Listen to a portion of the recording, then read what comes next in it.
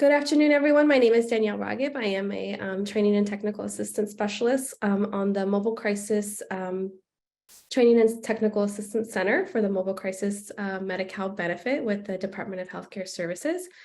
Today, we are presenting and facilitating the first core required training for the new Medi-Cal Mobile Crisis benefit. Today's presenter is David Eric Lopez, Program Director at Kingsview Central Valley the Suicide Prevention Hotline. Sorry, I'm sick, so a little bit of a dry throat.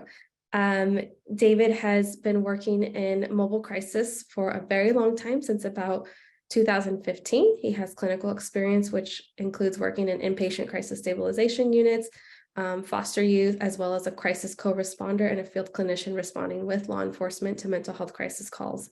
Additionally, David serves on the Fresno County Suicide Prevention Collaborative and the steering committee. He is also currently a doctoral candidate in clinical psychology, working on his dissertation on suicidal ideation and attempts in individuals who experience traumatic brain injuries. Additional research interest includes furthering mind-body approach to treat mental illness and sports psychology. So David will be our main presenter today.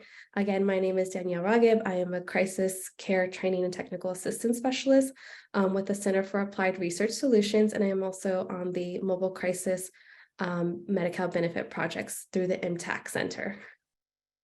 Next slide. So most of you are familiar with the Behavioral Health Information Notice that was released in December of 2022 that outlines the requirements for the new Medi-Cal Mobile Crisis Response Services, as well as what a mobile crisis response service is under this benefit. And so I will not read this, as you have all gone through this, Ben, but we are here today to provide the first core training, crisis assessment, that is also outlined in the bin. Next slide.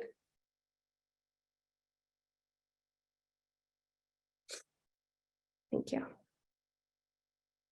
So those of you who may have joined us in April would have seen these slides when we first introduced the M-TAC Center and the M-TAC Center, and those of us involved in the project. So the new direction for mobile crisis services, as outlined in the Medi-Cal benefit, mobile crisis services benefit, is this really new change and shift in services and how we deliver services. So looking for mobile crisis response to be a more brief intervention that is really person-centered and resolution for focus, and really works to provide relief to anyone experiencing a crisis in the community. And really that at the forefront, we are putting their needs and where they are at the front versus a level of care evaluation, and really pushing to use the least restrictive means necessary. Next slide, please. Again, this new direction really encompasses mobile crisis response services around person-centered care, being trauma-informed. So we're not asking what's wrong with you. We're asking what happened to you. We're driving to be equity-driven. Again, that brief intervention with the focus on de-escalation and resolving the crisis, and working to keep the community members safe in their community. Working from a lens of the least restrictive interventions, and being as culturally responsive and linguistically appropriate and accessible. Next slide. The M-TAC core training modules. So there are 5 core training modules that are required under the Mobile Crisis Medi-Cal benefit. This is the first one, like I've said, conducting a crisis assessment. There are 4 others that we will roll out through the M-TAC Center. And those we are planning to get them rolled out before the end of the summer. And if you are on our mailing list, you will receive all that information. We will also, again, keep putting our website and email address in the chat, so that if you have any questions or would like to join the mailing list, we will make sure you get on that. Next slide. And also, we are here to collaborate. So we appreciate anyone who brought their crisis assessment tool today to share. We're really looking forward to being able to collaborate with you all, hear from you all. We are planning ongoing monthly meetings with folks who really want to sit with us and really just kind of brainstorm and figure out how to roll out some of these trainings that are required for you all, as well as any sort of standardized tool. So we are looking directly for your thoughts and experiences in the field to help re-envision the delivery of mobile crisis services across the state to really positively transform the crisis care experience for everyone, for community members and for us as providers as well. Next slide. And now I'm going to go ahead and pass it over to David Lopez, our main presenter for today. All right, good afternoon, everyone. Can everyone hear me okay? Just get a thumbs up, yeah. Okay, I've seen some nods. Okay, well, I want to start off and just saying thank you to everyone for joining today. And I'm sure a lot of us have been at this work for a long time. And I also want to say thank you to providing this service. Your work and the work that we do in the field is priceless. It really doesn't go unnoticed. Every single one of us can have a very positive impact on someone's life. And it's a service that I've been deeply passionate about. I'm very thankful to have served on these types of teams throughout my career and really looking at helping us all learn together on what this looks like. But for all of you that have been doing this or thinking about joining the mobile crisis teams or as these teams expand, just thank you. Thank you for everything you do. And just know that this is something that's going to be really positive for all of us and really helpful to the community. But just as we go through it, please, I welcome all the participation, feedback, and chat. We want to make this as interactive and as positive as we can to hopefully we can learn from each other, because there's a lot of knowledge in this room and I want to acknowledge that from the get-go. And we're going to just kind of work through this together and what this new benefit looks like and how the shift from a level of care evaluation, as Danielle had mentioned, and if you saw Kathy's presentation, to really looking at how we can actually stabilize and work with the clients in the field.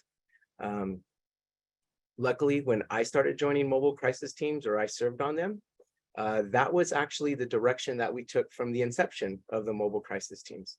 It was really to work on looking at how we can divert individuals from going to hospitalization, how we can help them in the community. And it was a very rural area that I served in, so there wasn't a lot of resources, and that brought itself a whole lot of unique challenges. So hopefully we can all share our experiences together, and then I'll go ahead and lean into this presentation. So what we're asking is, the temperature check is where we'd like to start. So do we feel that we are being asked to give up anything?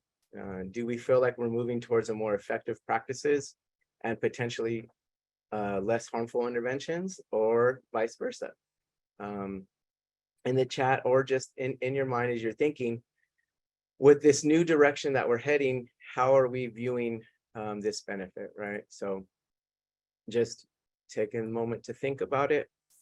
And as we move forward, we're going to go to this next slide. So the mobile crisis services in California are not new. And as many of you have been probably serving for a long time as well. However, they are being expanded and being made more comprehensive to suit the needs of an ever-growing population in California. Some of these new benefits that are being deployed in California include the expansion of mobile crisis teams, depending on who's actually going to be serving. On the unit I served in, or the division I served in, we were actually a co-response model. So it was us as a field clinician co-located at different law enforcement agencies. And then we were actually deployed from the 911 dispatch center. So like a police officer would call and ask for a MH unit. And then we would go and meet them in the unit, or at sometimes we would ride around with the officers depending in that rural communities that we served. That's one model. Well, as we're moving to having a more inclusive type of interaction and response crisis teams, what we're thinking of is what the expansion is going to have a more diverse type of team that includes not only clinicians, but we're having peer supports, case managers, different types of supports throughout the community to help help the individual in crisis.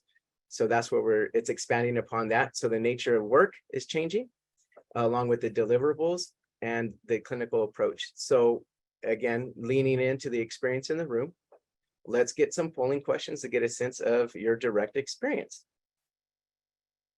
So can you tell us more about you, your years of experience in behavioral health, your current role with mobile crisis teams, and years doing crisis work specifically?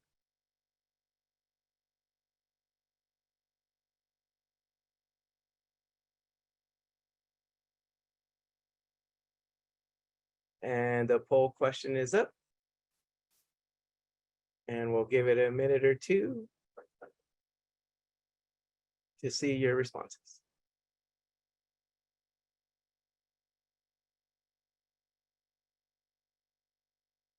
Okay, I'm seeing a lot of level of care evaluations, treatment resolution focused crisis response, co-response with law enforcement, support with training. Sure. Okay, so I'm seeing we're heavily weighted so far on the level of care evaluation. So the 5150, or on that treatment resolution focus, we're at 22%. Co-response with law enforcement at 13% and other, and we're looking, some don't have the mobile crisis up yet. Some are supervisors to support with training. Yeah. 9 years in the field, 3 years of mobile crisis. Mobile crisis in 2 counties. Great level of experience here. I think that's good. Thank you all for sharing your experience. And as I can see, it is at 47% of everyone that responded, it was at level of care evaluations. So someone that goes out in the field to make that determination if someone needs further stabilization in the community. 26% at treatment resolution focused crisis response. Co-response at law enforcement, with law enforcement at 12% and others at 16%. So thank you for that. So definitely a lot of experience in the room. And can I share the results? And there it is right there. Can everyone see that? And stop sharing. Okay. So what our learning objectives for today's session is this. We will want to move towards understanding a person-centered approach in crisis assessment for increased engagement and establishing a sense of security for the individual in crisis. We're working on a brief intervention to an immediate support to help calm that crisis state and help that individual return to a better baseline. We want to understand how to support an individual to experience relief throughout the crisis assessment and the various components of it. And last, but definitely not least here, is review the importance of self-care and how to remain healthy in this type of crisis work environment. There's going to be some things I want to share and that I've learned from leadership towards the end, just to help us remain healthy as well, because that is paramount to the work we do. And it's not only, it impacts our teams, it impacts how we respond. It's important that we check on each other, but ultimately it impacts the people that we serve. So we've definitely got to make sure that we're taking care of ourselves as well. So we talked about this.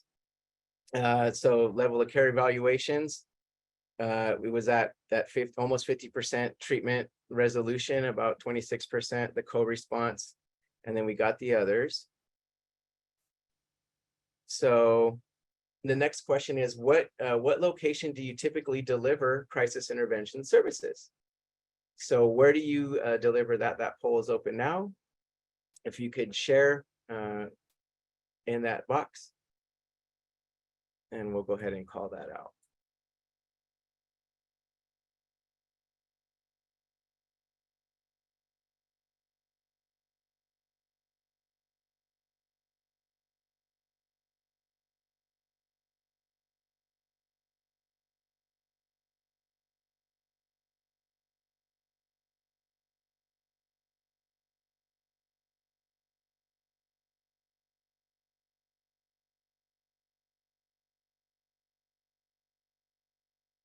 Leave this up.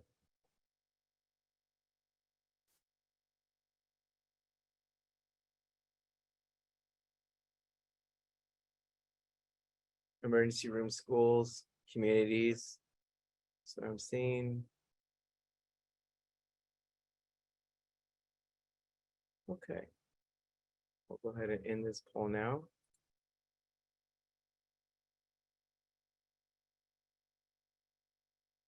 Okay. So a lot of different ranges of experiences and where we serve. So what we're going to do now is just kind of think about all the different places and locations you've helped those individuals, knowing that we're really looking at, some of us have focused on, do they need a higher level of care?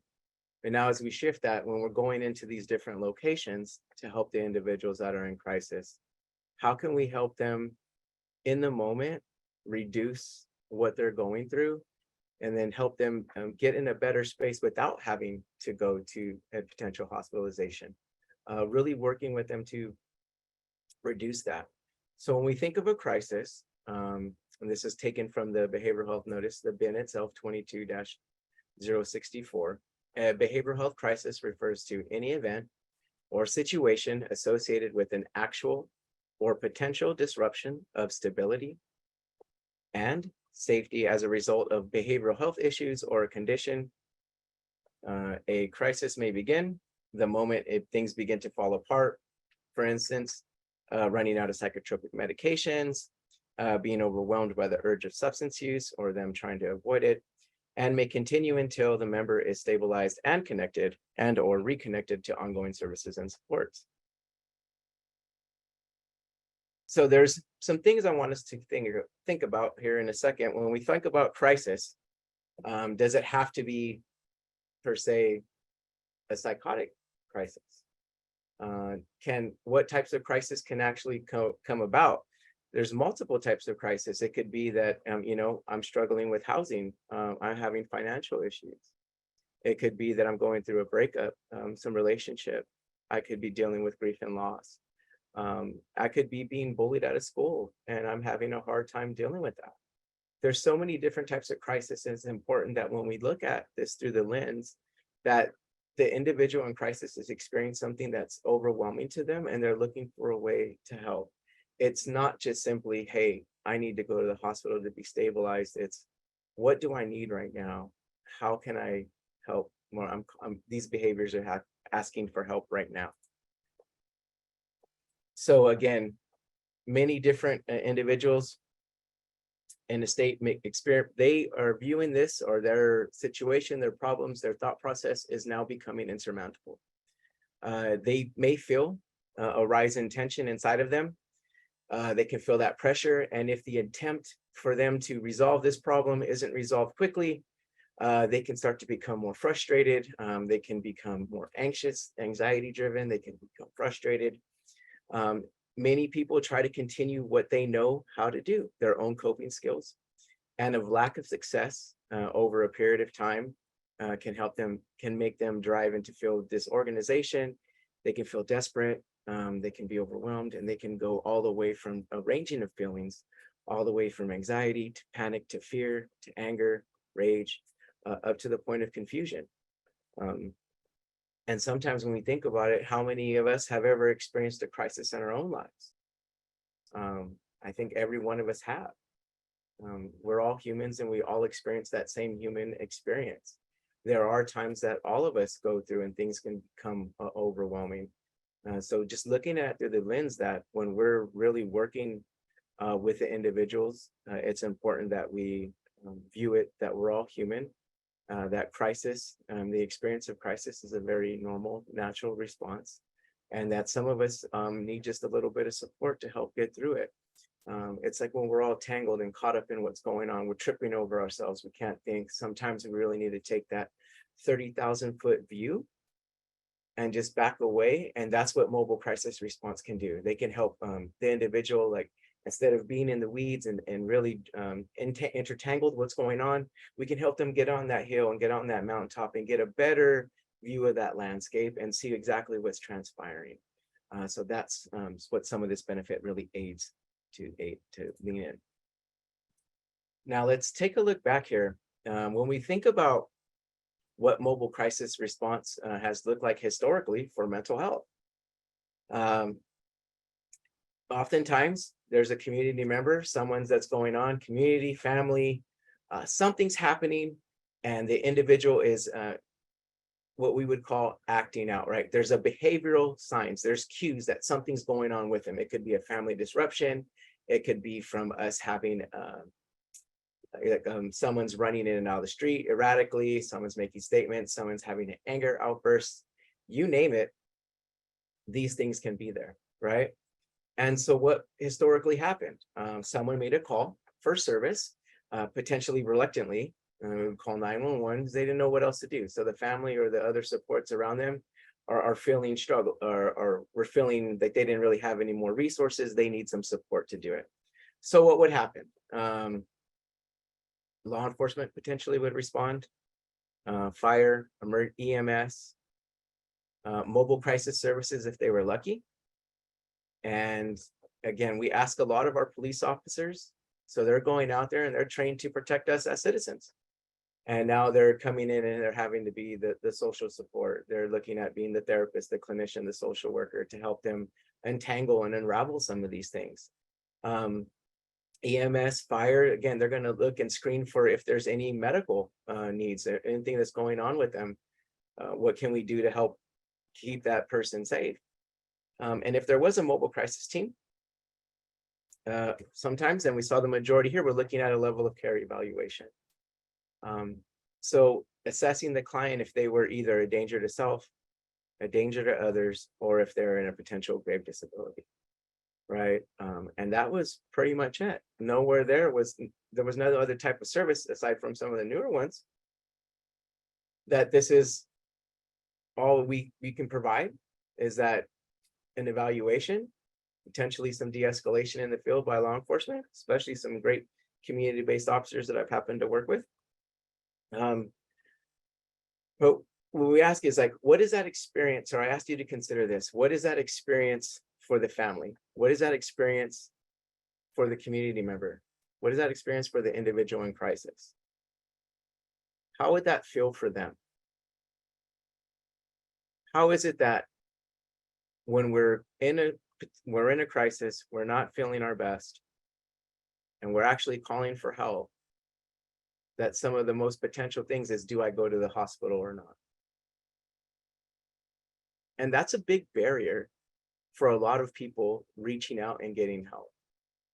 And if you consider historically of what our system of care has been, there's traditionally underserved communities that really keep things hush hush and quiet, for fear of the stigma around mental illness, for the embarrassment of having, hey, here's a law enforcement, here's EMS showing up to my house, and it's a big scene. Imagine the kid that's in school, and then all of a sudden, everyone sees them talking to someone. Those are things that, that can be very traumatic for someone, and it's important that we consider that. And as we think of this new shift is helping someone stay safe in their own space, that is something that we really should work towards, and helping people not only acknowledge that there is help out there, that it's not just, hey, I'm going to go to the hospital, but potentially people can help me in this space right now where I'm at. So that's the shift, right? That's the shift that we're talking about. And we touch on this right now. When we're applying this new direction of mobile crisis service, we're really focusing on meeting people where they are with the intention of helping them experience relief. We want to provide them support, offer guidance, and help them resolve the crisis in the most least restrictive manner, in the setting that potentially could keep them outside of the hospital. And when you think, and I think of my experience working in the inpatient unit and in mobile crisis teams, how many times when we would receive individuals where if they had just a little bit more support, they would have never been placed on an involuntary hold for an evaluation. And I would meet with them, and I'm debriefing in the unit, and we're checking in, and they're starting to unpack some of these things, right? Now, when you're looking at it, and they're going to keep them because the evaluation has to happen. And then some of those frustrations are even our psychiatrists that I happen to work with, and our nurse practitioners and everyone, when they're reevaluating the individual, they're like, yeah, you know what, they're fine, let's discharge them. But they still experienced all those unnecessary steps because they could have gotten that help from the first place. And I'm not saying there's not times, of course, where an individual will need to go to a higher level of care. That is not off the table. But we're really shifting on how many of these can we actually help in the field without having to go and undergo this traumatic, could potentially traumatic experience for them. We want to support self-determination and empowerment of the individual. We really want to have them have that autonomy of choice. Who doesn't want to have control over our own lives, to have a sense of say, for us to be able to communicate, this is what's happening to me, and share it in a space where, hey, the only option if I tell you anything is going to the hospital. And that's what happens. Unfortunately, in a lot of our communities, a lot of hush hush. We don't want to say anything. I just don't want to go. And one thing I have experiences, some people know exactly what to say on how to avoid going to, even when you're doing a level of care evaluation, on avoiding going to the hospital. They know what to say to get out of the hospital too. And it's very important that we really listen to our intuition and our gut, because all the training in the world, you still have that intuition. You have eyes on that individual. There's a feeling, there's that energy there. We can't take that away. Training is going to help you, but it's always going to be that unique individual experience. And as we come together as a team, helping that individual, just keep that in mind. We want to understand that all forms of language are powerful tools that we can use. How we approach the situation, how we begin initiating contact with the individual in crisis. From us just taking a moment to step back and think about everything that I'm about to say to this individual can either help them or potentially impact them in a different way. And when I really think about this, it's especially as you start unhearing the story, it's like hot buttons and hooks. So I think about negotiation, it's hot buttons and hooks. When I think of a hot button, it's something that's going to escalate that situation. But a hook is something, when I learn more about that individual, that I can help anchor them and bring them into a safer space. So just kind of keep that as a theme of like hot buttons and hooks. Again, what we want to do is provide appropriate care the first time, every time, with the lens of a willingness to help. And that's really important, that we're here to help. We're here to offer support. What can I do to help alleviate some of this stress? And we want to deliver a care that is that the person themselves experiences as safe and effective. Something that they would recommend someone to call, and something that you that ultimately serve in these teams, if your family member was going through something, that you wouldn't hesitate for them to call and get that same level of support and care from you, from those teams in that community. So just to kind of continue on in this, mobile crisis response is not always that that evaluation of are we going to make the application for them to be further evaluated, further known as the 5150 or the 5585. It's not about just providing referrals when criteria is not met. It's not limited to those who only seem to be candidates for hospitalization. Like the crisis has to be so severe that this is the only time teams are going out there. It's really about providing relief to the individual and the family or anyone around associated with that individual. It's about providing psychoeducation, training. It's about taking the time to add and instill some additional coping skills for that individual so they can help get a better sense of what's happening and they can better manage their symptoms. Ultimately, the more tools, the more things we can help them with, maybe some distractions, different techniques can help keep them safe. And it's really looking at how can we keep them safe for now. So I want you to consider this. What is happening to the individual in crisis? So, is it like, what are they feeling psychologically, emotionally, behaviorally? Now, you've seen these before, but let's just ponder them for a second. Can a person be suicidal and not in a crisis? Can a person have a severe mental illness and not be in crisis? Can a person with a substance use disorder be experiencing a crisis that is not at all related to mental illness or substance use? Can a person have no mental health diagnosis at all and be experiencing a crisis?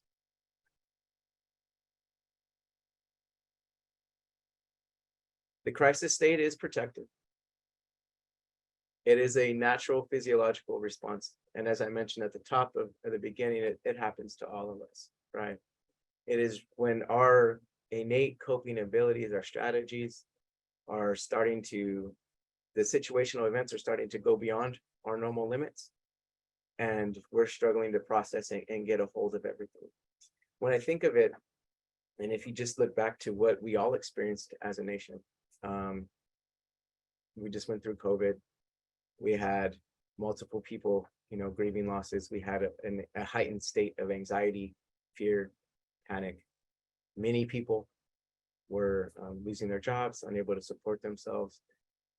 It was just like this cloud over all of us, right? And then we had us that were also serving in this community. So not only were we hearing these stories, but we were experiencing it, some of it.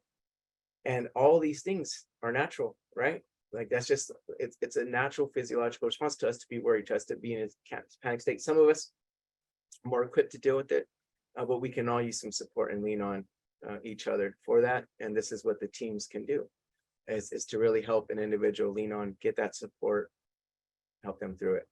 And the goal is to help the individual process and move on from that state.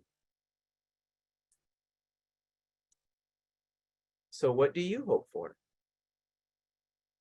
What do you see as the major transformational challenges for the mobile crisis response system? What will mobile crisis teams and communities need to rethink?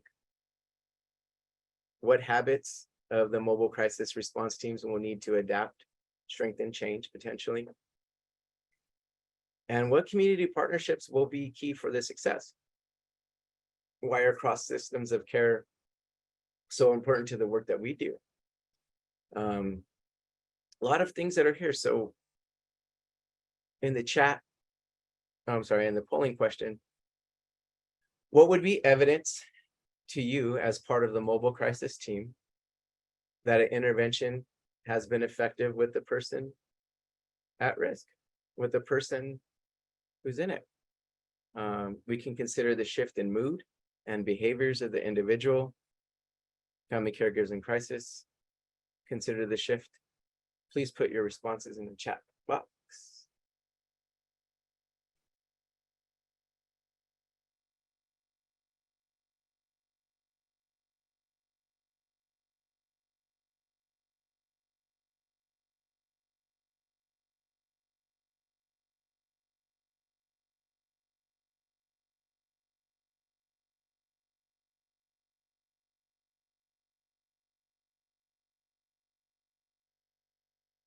I'm seeing a lot of the shift in mood in the behaviors of the individual at risk.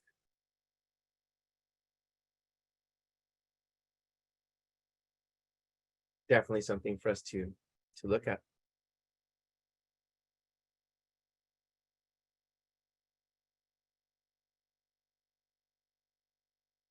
Willingness of the participant. Person is able to verbalize they are calmer, do not feel any crisis any longer. De-escalation, ability to articulate a safety plan.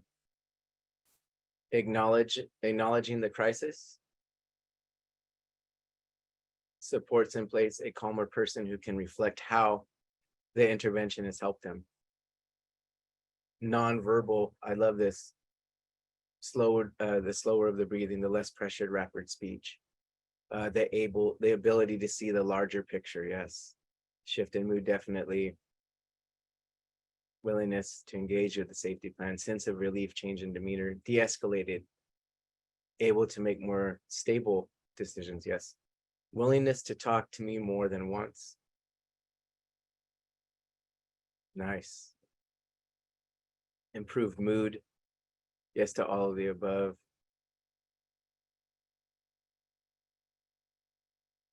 Yeah. Thank you all for sharing that. Let's see if I missed anything. Shift in mood, appreciating all the responses. No longer feeling hopeless. The ability to stay in a safe state. Yeah, thank you.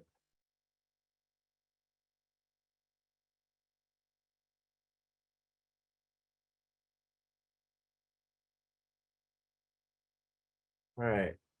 When we think of what we just saw and what we all shared right there, it was like a pretty there was a lot of consensus around someone being in a better state, right? That shift from a place of panic, that heightened state of awareness, that uneasiness, that bouncy energy that's unsettled, or even that depressed mood. That's another thing to think about. So even in a crisis, there is that depressed mood. There is those negative symptoms of things that someone's coming through. And when they're looking down, or they're potentially like, they have that almost defeated body language, and someone called for help for them, right? So there's both sides of that. And even through that, that could be that elevated mood, right? I'm seeing, feeling seen and heard. Yes, absolutely. There's also that piece where when you're talking to someone, you're validating their story, that can be uplifting because they're being validated and heard for the first time. They're not being overlooked anymore. Their situation is actually being seen and addressed. And they could have potentially been dealing with this for a very long period of time. So when I look at this and I think of person-centered crisis intervention and assessment, I want to think about I want us to just start with this, how busy our society is today. And if we think about how fast-paced things are, how much we're interconnected with technology, things going beep, beep, beep, beep, beep, our children, our kids, youth on social media, even the news cycle, everything's moving at the speed of business, right? We're really, really moving fast. Think about how powerful presence is. And when you're walking into that, the power of presence is really a foundation that when we walk into this space and you're out there helping that individual, you're giving them that undivided attention. When you're being fully engaged and present with the client, they are all of a sudden, just by you giving them that undivided attention, starting to feel some sort of connection, some sort of relief. And there's a lot of power and presence because most people have not felt heard, seen, or that they've been dismissed by so many other systems, by members of their family. They may not have had the strength to voice their concerns. And now here you come in and you're being present. And when we come in and we're fully present and we're engaging with them, we have to take that lens of that they are the expert in their life. And potentially we're just coming in to help them walk along that way. We're going to integrate their cultural considerations, unique beliefs into how we can help stabilize that individual. It's built on these pillars, rapport, definitely feeling connected with that individual. And when we think about that crisis situation, rapport is that first space that we get into, that trust. We're building that trust with them, that validation, empathy, and unconditional positive regard. When we think of these things, I want us to remember or just remind ourselves the power of presence and intention. It is in itself, just like all these therapeutic interventions, clinical and non-clinical teams that have went out and helped individuals, just being connected, being around someone that's there to help. That's a support, and that's a lot to help someone get through what their crisis was at the moment, to get them through the next day. So person-centered crisis intervention and assessment. So here's some things for us to consider when we go out into the field, or you go out into the field. It's before starting this assessment, I want us to ask ourselves, or just take a moment to, am I walking in with the intention to truly listen, to understand, with the ability to gain this individual's trust, thinking about what's happened to this individual, what is happening to them currently, as opposed to what's wrong with them, what's happened to them, what has transpired in their life that is making them have this behavioral change, because oftentimes crisis, there's some behavioral cue. And those are signals, right, for us to come in and help them. What are they experiencing at that time? And what are we experiencing on our way to go help them? It's also important for us to be mindful of how our mood is during that service. What might help them keep calm right now? Why did they decide to call a mobile crisis response team? And how can my intervention with them, how can my interaction with them help them? What are they hoping for in the service? Potentially what questions they may have for it. How is this resonating with everyone? I mean, are we feeling empowered? Are we thinking about it? Can I get some thumbs up, thumbs down? Questions, comments in the chat box?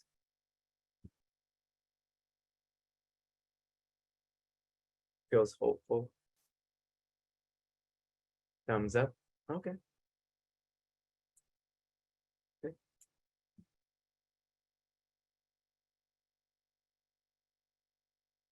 Okay. Like those questions. Some thumbs up. Yes. Awesome. And then here we come into the cultural humility, which is very important. And I want to talk about the distinguishing events between cultural humility, I said humidity, and cultural competence. So cultural competence emphasizes the knowledge of the individual, whatever mobile crisis teams, however they're comprised of, providing that service. It's the ability to work respectfully with people from a diverse set of backgrounds, cultures, while recognizing one's own cultural biases. Where cultural humility shifts this into refers to an orientation towards caring for one's patients and the base off the self-reflexivity assessment, appreciation of their expertise on the social and cultural context of their lives, openness to establishing a power balance relationship with patients, and a lifelong dedication to learning. This expands upon that knowledge base, and it's an important aspect for crisis intervention services. Because when we're called out to service, we're called out to wherever that may be. Now, I understand there may be some dedicated units, depending on where it is. You may have some mobile crisis teams that are specifically for children, specifically for adults. But at times in smaller communities, you may be responding to everything. So the more knowledge we can have about how we view these aspects is important for us to recognize. So definitely continue to acknowledge that piece and to get clarification on what those things mean for the individual in crisis. Okay, so here we go. Now we're talking about some know thyself. So a lot of smart people in this room that are part of here. And this is some of the things that I would like us to consider. So being called out to crisis can drum up a multitude of feelings, even if you're experienced in helping others. It's important for us to be mindful and acknowledge our own attitudes and emotions. Okay, so what we want to do is take about the next 10 minutes or so, 10 to 15 minutes, and kind of answer this as a group. So I want us to consider the following, and we can put our responses in the chat box. So why did you choose to become a helping professional? Why did you choose this? What was this calling about? What got you into this? Was it a personal reason? Did something draw you to it? Did you see that you wanted to have a positive impact in people's lives? What is your reason? You could have done anything in this world, and yet you choose to be in the helping profession. Why is that? I'm going to give you a minute or so to answer. I'm going to go ahead and share some of these. And yes, let's see. A consumer of services at one point and decided that I wanted to give back. I like people. Oh yes, you can also come off mute if you want to share your answers. Sorry. My personal experiences led me to want to help others, provide support I would have liked to receive when I was needed. Lived experience. Always had a heart for helping others and found out I wanted to help beyond my own capabilities, which led me to going down the path of licensure. Experiences in childhood and grew up with the idea that I could help others. Absolutely beautiful. To be of service to the vulnerable and those in need fits my personality. Wanted to help others to be able to be in the right light to people in their darkest hours. My life experiences to get me into the profession. My lived experience brought me to this field. Asked me to transition. Why boss asked me to transition from drug court to mobile crisis. Okay, Cody. After college, I got an opportunity working with conserved clients and really enjoyed helping them provide service to help those who are often marginalized and ignored. Personal reasons relating to care for unsheltered, specifically in mobile crisis. Started in social services, helping food, welfare to work. Decided to go into social work, had no idea about crisis teams. 12 years at the time. Wow. Probation for several years. During this time, witnessed many defendants, probation and mental health issues. Yes, we all have so many different reasons what brought us into this field. And I'm seeing a whole lot of very powerful reasons that keep us engaged, that keep us wanting to help people. And so the right people are in this space. And I really believe with the right people in this space and in this direction that we're going, we'll be able to definitely help continue to impact individuals' lives in that most positive way. We're all here for a reason and we all can help someone. Why serve in a mobile crisis response team?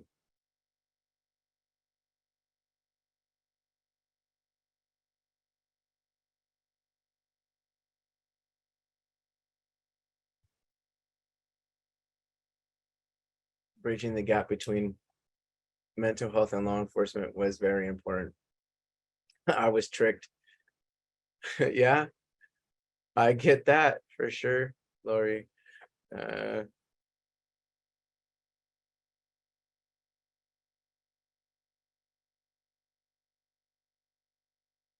Dumb luck. Love the honesty, Roberto. Similar to me, right place, right time, with the right opportunity is how I got in. I love being in the community and meeting new people all the time. My old boss asked me to, but it's meeting people where they need you the most. Absolutely, helping people. And I really believe that my opinion is people are drawn to this work from either a personal experience like we all shared to really wanting to help people, to having family members that have struggled with something, living in a rural community. I'm from Central California, Fresno, and I serve in the Central Valley, and it's very rural, and it's something that we all need help. Yeah, they said you're hired and stayed because I loved it. Yes. Sarah. Yeah, thank you for that. Professor pulled me aside after class, told me to go work at the psych hospital. Wasn't sure this was a vote of confidence or not at first. Yeah, one of my first gigs was in a psych in the inpatient unit at Exodus Crisis Stabilization Unit, and it led me a wealth of experience, and I'm thankful for it. Military retirees. Okay, so here's moving on to the next one. Have you ever felt unprepared for a situation in the field? And how did you manage those feelings? And again, you can take yourself off mute if you want to share. I open it up to have a welcome discussion, or I can continue to just read them off. Want every situation in its own.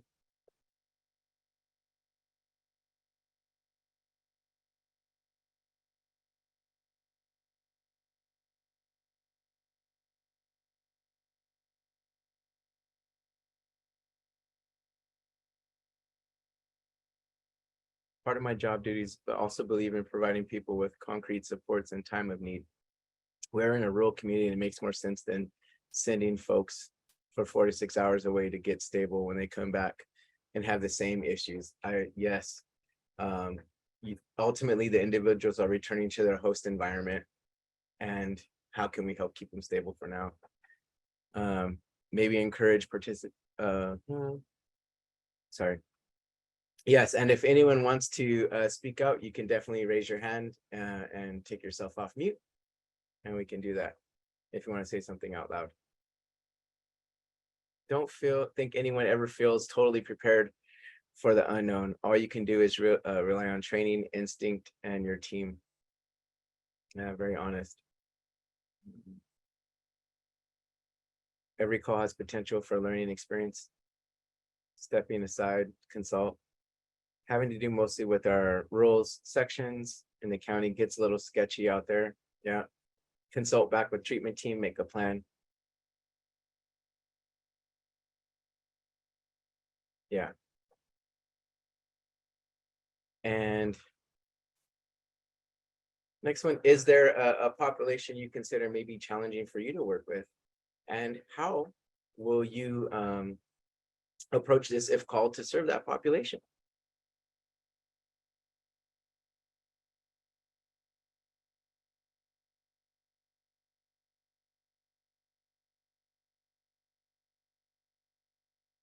Children.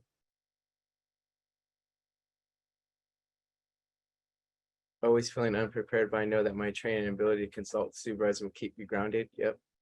No bias. Sure. I really, to speaking to the training aspect, I believe that we're, especially mobile crisis teams or any team itself, you're always going to fall to your highest level of training.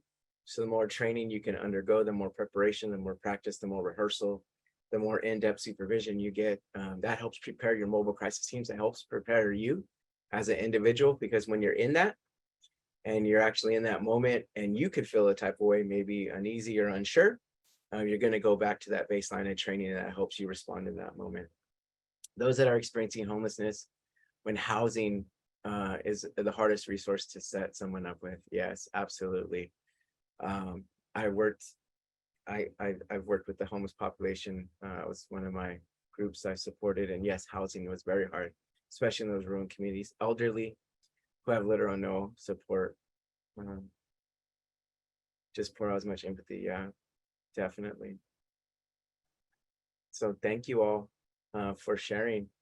Can't say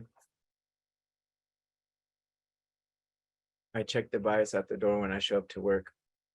I had deputies tell me they don't understand how I could work with some individuals that are especially difficult or committed heinous crimes. Definitely still leading with the lens of helping the individual in crisis, as they are all human and deserving of that attention. Always need more resources to link clients to. Yeah, yes, definitely makes it easier if we have more resources, and hopefully that all stands up across the board. Great, thank you all for sharing and participating in this. So here's when we go to the art of crisis assessment, and something that, is something that's always evolving, something that we all can continue to work on and share. Every single one of us has a very unique set of skills. Some of the ones I like to highlight is we all have perspectives that will come from community, cultural considerations, our upbringing. We all have different lived experiences. There's a definite variety of disciplines in the room, and the mobile crisis units will continue to evolve and have more interdisciplinary teams. For example, the peers, case managers, community health workers, mental health professionals, other first responders, etc. And every single one of us will have a very different set of skill sets that we can add to each other and learn on how to approach this. That we just want to make sure that we're working towards having that inclusive and strength-based piece to it. Building rapport and trust is something that is imperative that we always lead with, and will always will do. And I just want to state, again, like the calmness, that collaboration, the understanding, the stability, the support, very resolution focused. And I want to share just one of the examples of how powerful this can be. When I first started back as a mental health coordinator in 2006, 2007, it was in a very rural community called San Joaquin, and there was a clinic out there that we served at, and there was a family that was experiencing. There was a mental health unit that was being stood up, and it was connected to a primary care facility, right? At that time, a mental health coordinator had no formal clinical training. I had no crisis intervention training. I had absolutely no skills except being a human and an individual. There was a family there that was in crisis, and it ended up that the husband or the husband of that family, the mother had disclosed to the provider that there was some issues going on of abuse. Law enforcement was being called out. They were escorting him away. The family was being brought over, and we had the mental health team, but they were currently being they were seeing clients. So they walked over this family to me, a mother and her children. They come into my office. The nurse, the charge nurse of the day, just walks them over, and they had given me a call on the phone. Hey, this is what's happening. We need just someone to start debriefing with them right now. They need a safe place to go. They walk them over, and here I am. No skills, right, in my mind. And so it's all in Spanish, bilingual, and this lady starts unpacking what had been going on throughout their lives. And this is the power of presence that I speak to. I didn't know what to say, what to do, but I could be present and I could be a human, just like we all can. And as I was hearing her story and validating her experiences, she was unpacking this trauma, things that had happened. And I continued to express my concern, to help give them support, thinking of options that they can problem solve after her unpacking. And that flooding piece happened for her, which is cathartic in itself, because I was just like a sounding board. I was able to hear her story. She was able to tell it for the first time. They ended up spending a lot of time in my office that day. I ended up calling and getting pizza for the kids, just something human, right? So we just that outside the box, like, as they were there, how can I keep these kids fed as they were going to go on? How can I help unpack? How can I meet some immediate needs to help de-escalate this very traumatic experience? When I call this, I just call back that we're humans and we're here to help each other. So this was something that, again, way before I had any type of training, that connection, that ability to just listen and validate in a space that's not judgmental, is so powerful. And you can really, really do so much great work by just being focused on what they're saying at that time and being there for them.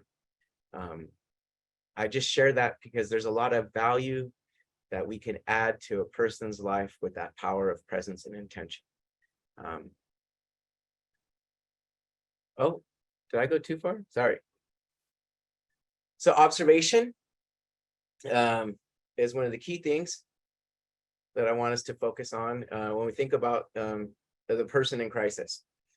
So when working with a person in crisis, it's important that we pay close attention to what they are saying, not only in their language, their inflection, but also what their body language is saying.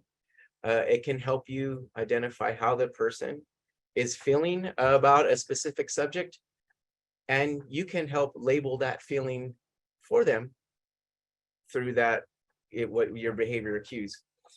Some things to look for is observe the verbal and nonverbal type of communication, their posture, how they're talking to you, their tone, the rate of the tone of their voice, the rate of their speech, facial expressions, and then also, like, we can note the shifts in their body. How are they looking at eye contact? How are they looking at facing us? How are they looking at us, looking away?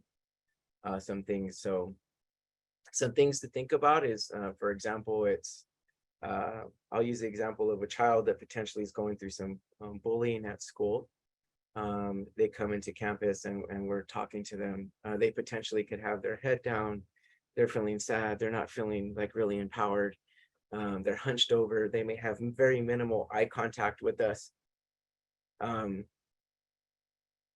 They can have, these are like, can be some indicators of sadness or disappointment that we can help speak out to them or for them. So it sounds incredibly sad and frustrating, for example. Seems like you've been, going through this for a long time. You have your head down. Let them, pause and wait for their response. But we're just labeling that behavior, and that could be applied to adults, that could be applied to children. It's just something when we're in tune with what the person is presenting to us, it gives us the ability to help call out what's happening. So just keep that in mind. So as we go into a little bit different, where our next slide is, sorry.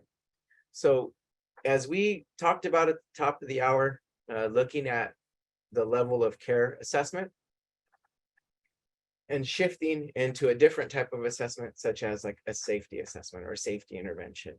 So while there's a lot of similarities here where we're looking at different things, there are some very key differences I want to notate.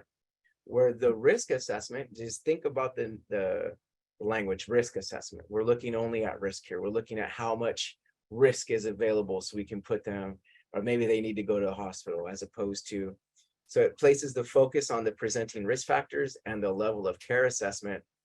Whereas if you think about a safety assessment and that framework that shifts, right? It's that framework for new mobile crisis units. It's focusing on the person's strengths while acknowledging their struggles, right? They're going through something, but they have this internal strength. They have this ability to communicate and ways that, and then moves it towards how can they stay safe in the community. So consider, as you mentioned, like your past crisis intervention experiences.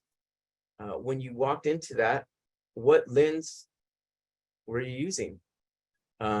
Feel free to share, take yourself off mute if you want to elaborate, or just put your responses in the chat box.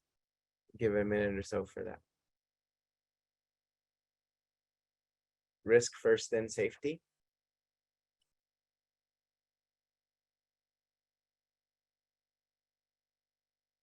I'll share.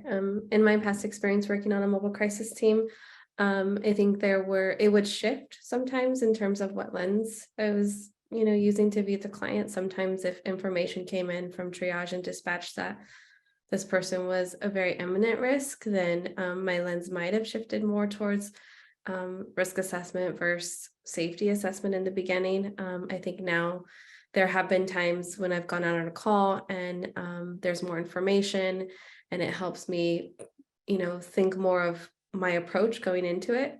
And that's why I appreciate this benefit so much, because now it's like from the forefront, like at the forefront of our mind, we should be going in with the idea to really provide some sort of intervention that's brief, that, is resolution focused and person centered, versus I'm going to go see if this person meets criteria and then move on.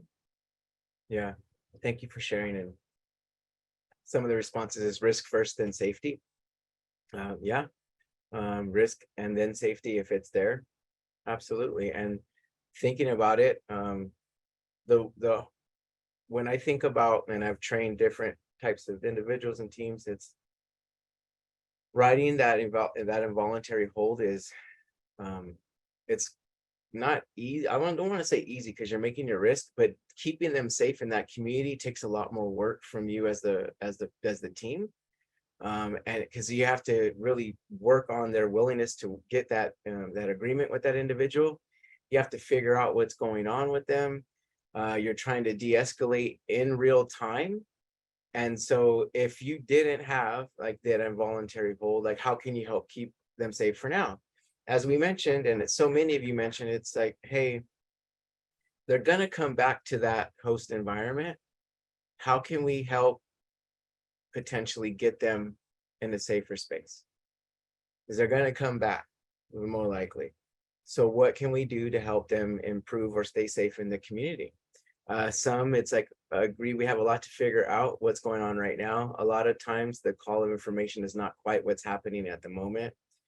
Yeah, definitely agree.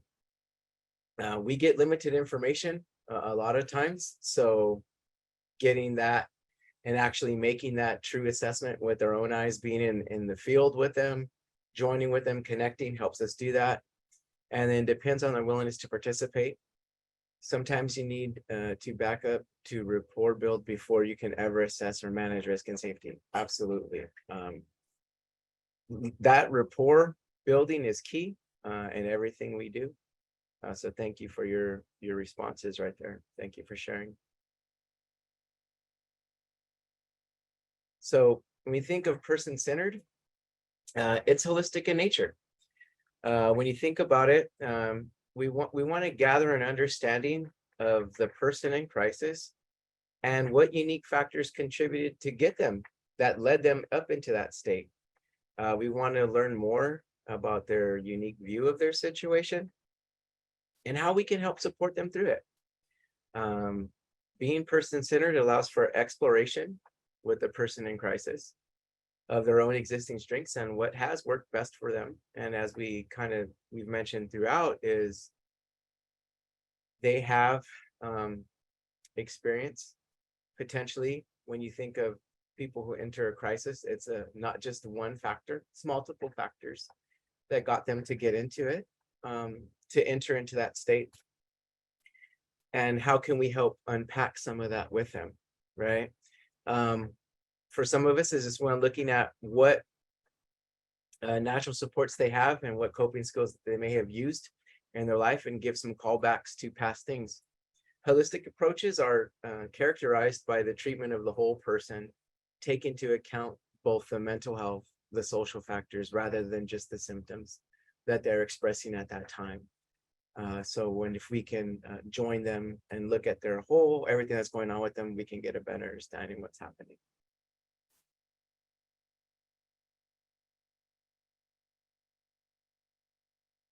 So now let's get into the narrative storytelling assessment style.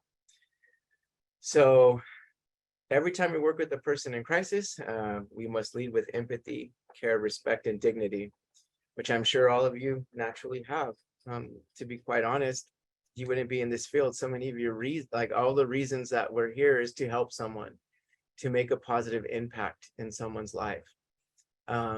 And how many of us have ever started evaluating someone or meeting someone where they're at, especially when we're newer, right? Think of the newer teams coming on board, and it's almost like a checklist of, as we're trying to gather the story of maybe potential questions we must ask or not ask. And it starts to feel a little bit like mechanical instead of organic in nature. The people we encounter, they feel that. They feed off our energy too. So the more it's if we can view them as a person and not their symptoms or behaviors that they're displaying, is going to be really powerful. If we can start to have or lead with having a conversation instead of that checklist that we have to go through versus an interrogation, that's going to help drive that rapport building. We can weave that assessment into the intervention and crisis conversation. And for us, it's very important that not only do we hear, but we must really listen. We got to spend that time to hear exactly what's going on. We got to listen to their story. We have to ask earnest and clarifying questions and not presume that we know what's happening, that we get understanding of what's happening with them instead of presuming we know what it is. At some point, it's like almost sitting in the passenger seat with them and letting them tell their story. So we're just riding along and they're giving us that navigation. Part of it, some of our core skills are just mirroring that body language, attunement with them, and then validation. Oh,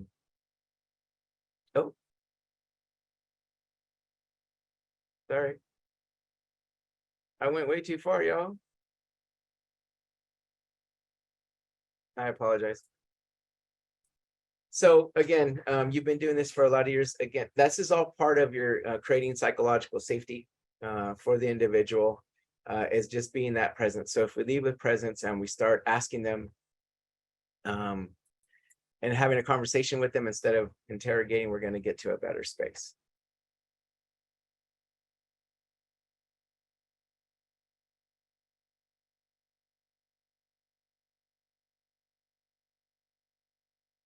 So here's one of the biggest things that we do is the nonverbal attending skills that we have, and how we approach the individual in crisis is going to be huge. There's a call for help, and we have to not only monitor what we're doing, but also monitor what they're doing. So some of the communication involves more than just verbal context. This attending body language, it really aids in that crisis assessment. One of the first things we want to look at is eye contact, because there's so many different eye contacts culturally. If you look at the Western view, eye contact typically signals like a degree of interest. It can show that they're actually paying attention, that they're involved in what's happening. It gives them an opportunity to, to visually cue in with you. But thinking about different cultural differences, some of us, if you look at other cultures, so much eye contact can be intimidating. They may look away by default. So it's important that we manage this and monitor it. And we think about it. When I look at eye contact as a intervention, or when I'm connecting with the person, I feel like a good rule of thumb is it should have natural breaks and like an ebb and flow throughout it. You really got to monitor and mirror what the person in crisis is showing. And it's just kind of adjust it and modulate it throughout, right? So just see if you're connecting with them, doing it. And in the chat, if you would add, like, what culture do you think direct eye contact or what culture does direct eye contact usually convey interest? We kind of mentioned Western culture, but what other cultures does direct eye contact could be perceived as intimidating, threatening, or even demeaning?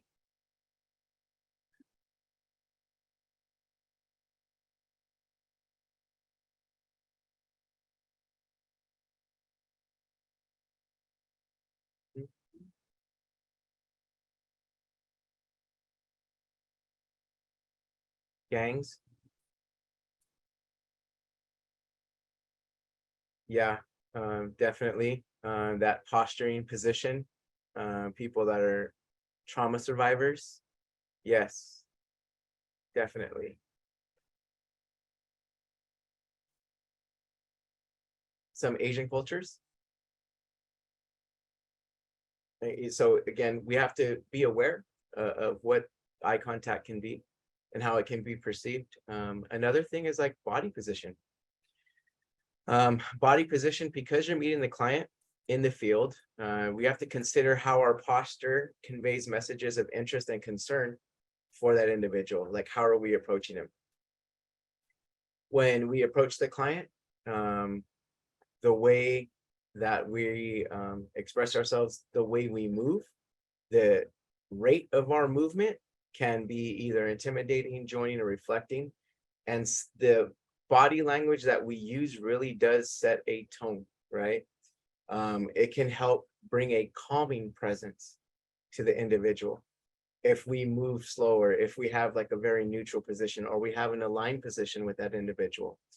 When I would go to meet someone, let's say, who's experiencing some struggles and potentially homeless, you join them, you walk up to them. Hey, is it okay? I ask permission. Is it okay if I come up to you? Is it okay if I sit next to you? And then just join with them, right? But I'm asking permission, and I'm reading it, and I'm getting down to their level as far as us just joining and meeting with them. And I'm, again, asking for permission is great because it gives them power, right? Walking into someone's space can be very intimidating. If I'm in a crisis, the last thing I want is someone to just come up to me. So being gentle, walking in with intention, again, of meeting them, speaking to them, if they're on the ground, potentially getting on the ground with them. This is the difference of mobile crisis teams. It's non-traditional settings. It's something that it's very natural for us to just meet with them. And when you do that, that's going to show a degree of alignment, of interest, And as we come and we speak the way we speak, our tone, how we communicate, even bringing it down, being slower, asking them different types of questions, that can bring a different space, right? Like as you modulate your own language with that client, you start to feel different. They start to feel different. As if they're all over the space and they're feeling erratic, but you bring that sense of calm, it's going to bring it down. And just remember, us and mobile crisis teams can help bring the weather, because if they're being stormy, we can bring the sun. If it's rainy, we can be the warmth, right? Like we can also modulate with them. We're joining with them.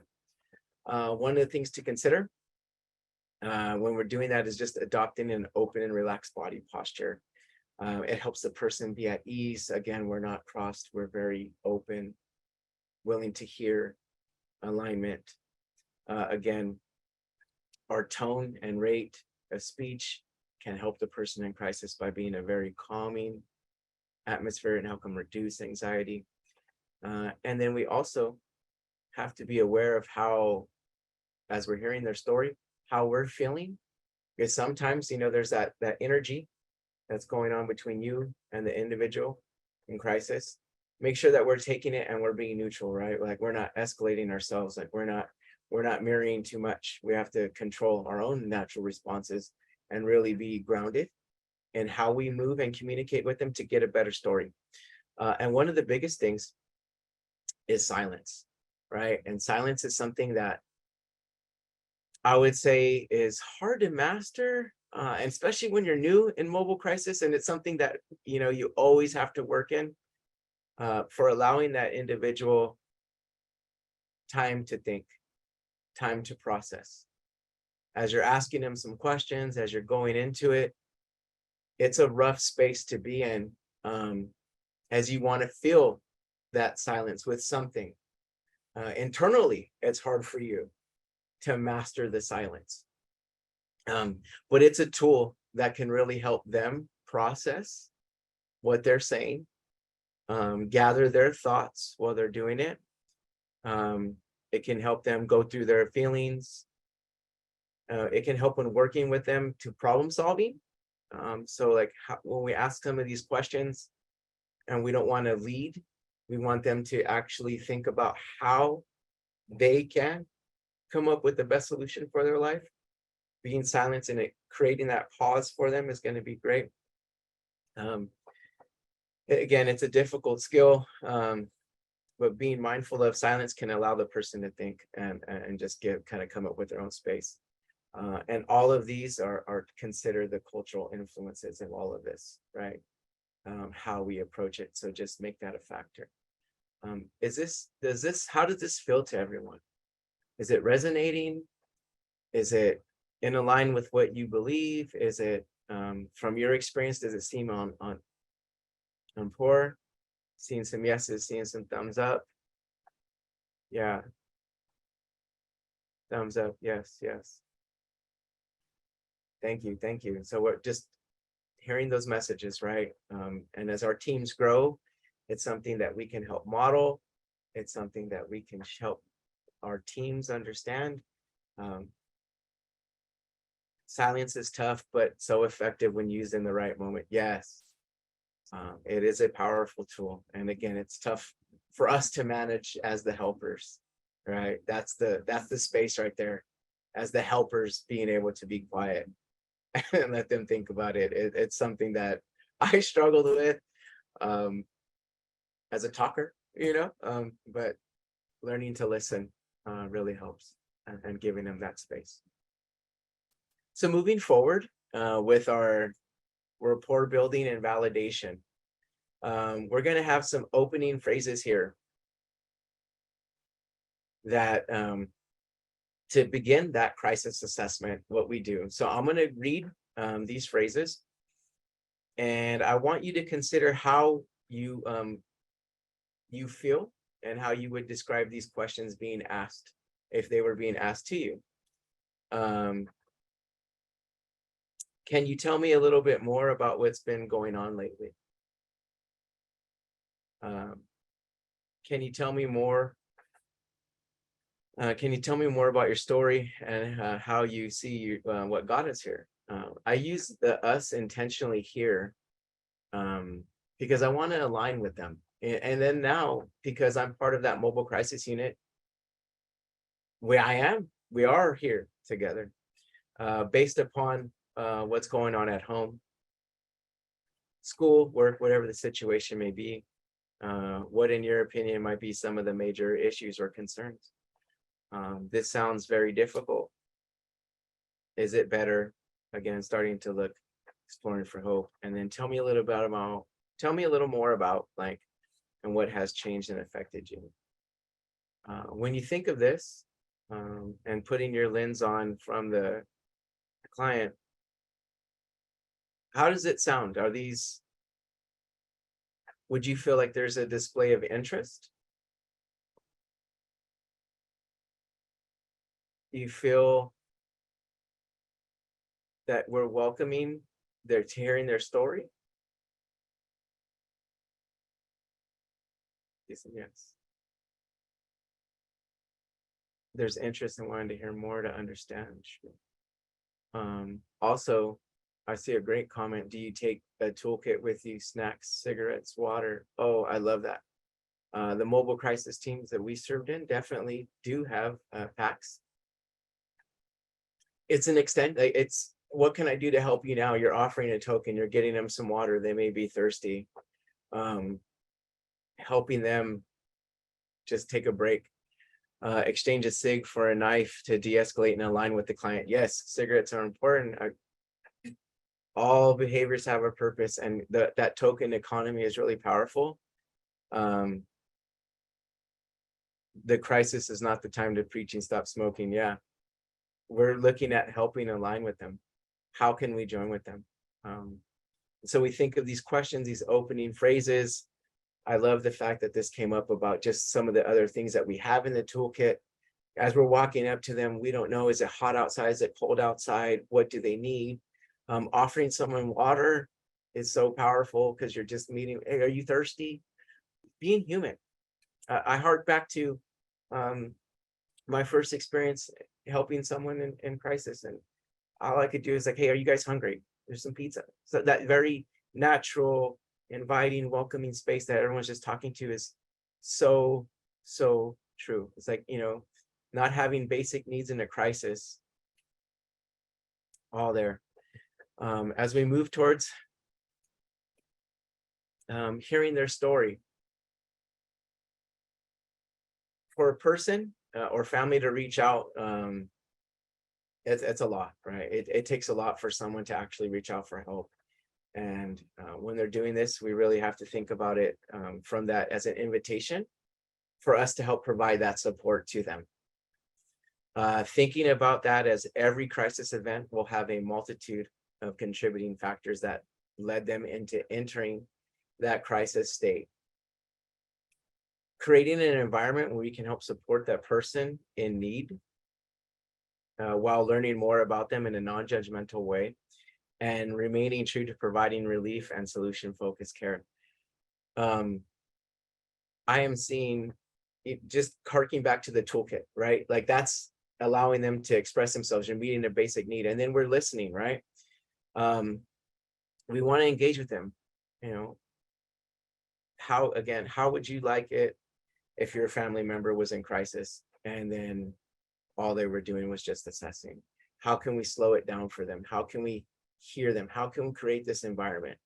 Hearing their story is very positive, because in this space of hearing and like being that sounding board, being that person for them, that is going to give us an opportunity to learn more about what's going on in their life.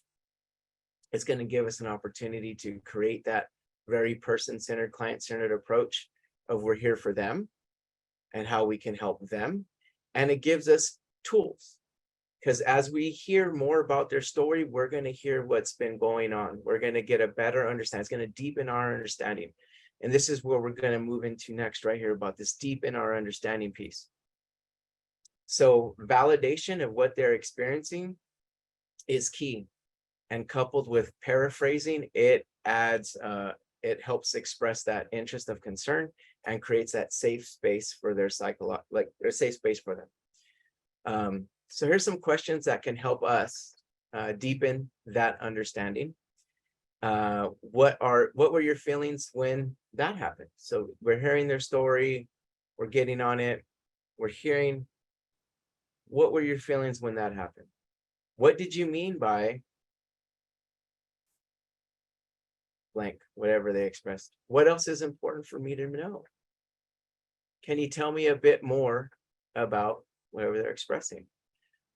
In the chat box with the experience in the room, would you add a few questions, or what would you ask to help a person in crisis to help further the understanding about them? Let's take a few moments to put some responses in here and get some shared knowledge from the experience here, or even take yourself off mute. If you just want to speak up, feel free to do so. I'd love and want to encourage the collaboration and participation here. I'll go. So I mentioned in the chat that that we've taken out moon water out to crisis calls, because we have a few clients that are very spiritual, into crystals. So one day she was calling, she was in a crisis, she cut her wrist, and she was just saying that it was because Aries was entering another moon. So because of all that, it just threw her out of whack. And we actually have moon water in here. The office, we put it out on the full moon, and I told her, I go, well, we have some moon water. She's like, oh, I would love it. So we go out to do a follow-up with her. She gets it. She's praying, missing herself, and just saying how that's helpful. Her whole energy just changed. She sprayed it around her room, and then she puts them in a jar, because I said, take as much as you need. So she kept it, and just, meeting them where they're at spiritually, or however you want to look at it, it really calmed her down. And I felt that we were able to help her that day with that. Wow. Thank you for sharing, Jessica. That's, again, very extremely client-centered, like what helps with them, and taking into account all of them, right? Physically, mentally, spiritually. Thank you. So, and to piggyback off that, it's also some just like the native beliefs with sage and smudging, cleansing their houses, just even talking to them about stuff that it feels like home to them. Some people feel like they're crazy if they believe in a different spiritual belief or whatever it is, and just actually listening to them and their beliefs open-mindedly really helps. thank you, Jessica. Yeah, definitely listening, allowing them a space to explore. Some comments in the summarizing the client's story once they tell it, to check for understanding. Yeah. If you have felt this way before, what helped you then? Yes, absolutely. A lot of great knowledge. Danielle?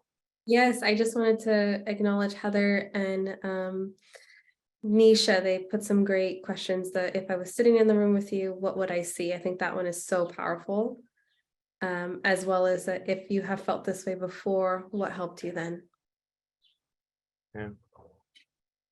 Thank you all for sharing, and again, just experiencing what works for them, right? Deepening our understanding, helping us gather more information about them. I love all that. Thank you. Sometimes when we're working with people, this right here, where we're looking at like one area of concern, because people are in crisis, right? This is something that unfortunately they have so much going on in their life. It's hard for them to think straight. There's so many different thoughts. It's like that ball of yarn, and you're trying to help untangle it and get them something, because the person in crisis is likely experiencing challenges in more than one area. Focusing on a single idea can help get to the heart of a problem, right? Questions such as the following can help guide the conversation. You mentioned several things. like, let's talk a bit about a specific topic they mentioned. One thing to say is this point seems very important and worth looking more closely at. These are some of the ones I've used before because it's just trying to get to one thing. And this was even more prominent when we were going through the pandemic together and the team, and there were so many different items and concerns, and there were so many compound effects that people were experiencing. When we were working with individuals in crisis, it was here at the Lifelines, and it was like, I know there's a lot going on, but what can we do? Like, how can we help you today? And when we spotlighted one of these two things right here, such as you mentioned several things, let's talk about this one topic, and then guided that conversation, it helped at least unpack one thing of that item. In the chat, would you please add what other questions you could ask to help guide that conversation? Or take yourself off mute and please share from the wealth of experience in the room.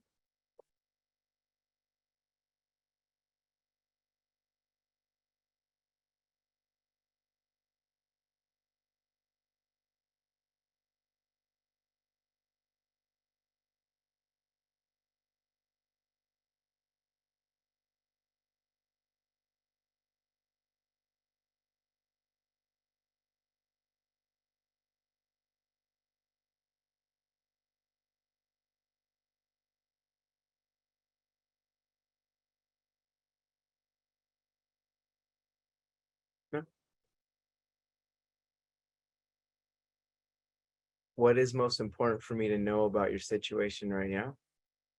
Yeah. Great. I've often asked, how can I help you right now in this moment, in this very second? And sometimes I've been told, I just need to sit down, or I just need to scream. And that, wow, yes, I just need to sit down. I just need to scream. A person emoting and you just joining with them. There's a lot going on for you right now. If there was one thing that could make the situation even a little less overwhelming, what would it be? Thank you, Megan. That's, yeah, absolutely. Wonderful responses. And we're going to tailor this to the individual in crisis, right? But I definitely love the fact that everyone here is joining, very aligned with the client, very person-centered. Absolutely. So thank you for sharing. I'd like to add a scale to it. So building upon, how can we get from an 8 to a 7? Yeah, great. If we could tackle one thing right now, what could we tackle? Thank you, Nisha. Cynthia adds, what are some things or people that have helped you through tough times in the past? Yes, a call for support.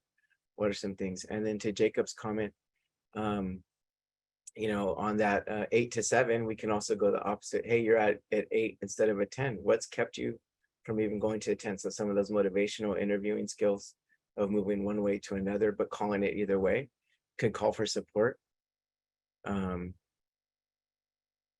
So thank you. Appreciate it. Great responses. And moving into this right here. So when we go into focus on the needs of the person. So,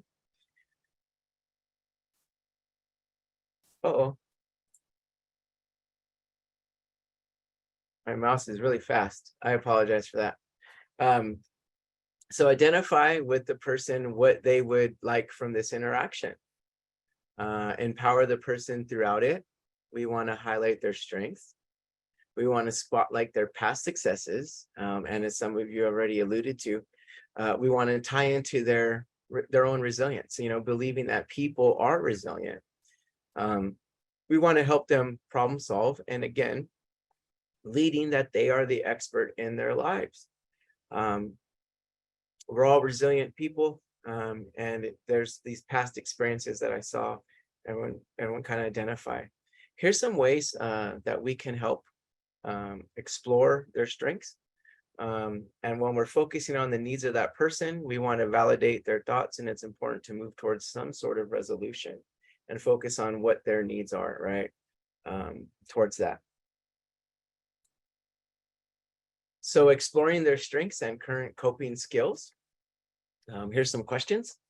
What have you thought about trying? So we at this point, we've heard their story. We're seeing what's going on.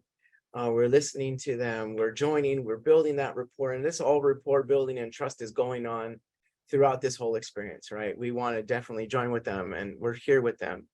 Now let's learn a little bit about what they've tried to do and what they've maybe exhausted already.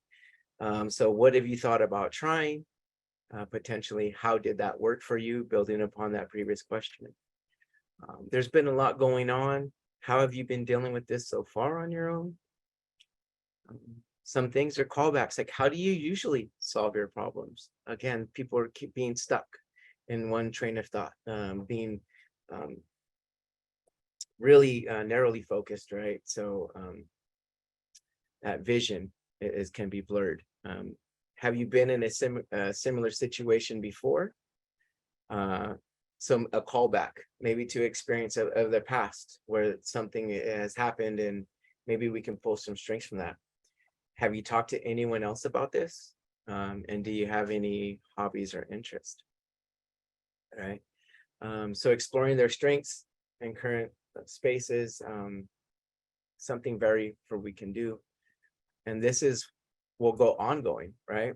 We can start, once we have already developed that rapport, these questions help align us in so many different ways, right? Because we're trying to see what they've done, what coping skills they have, any calls backs to what's going on with them. And I like this piece with it because this helps add value to when we ask potentially some other questions.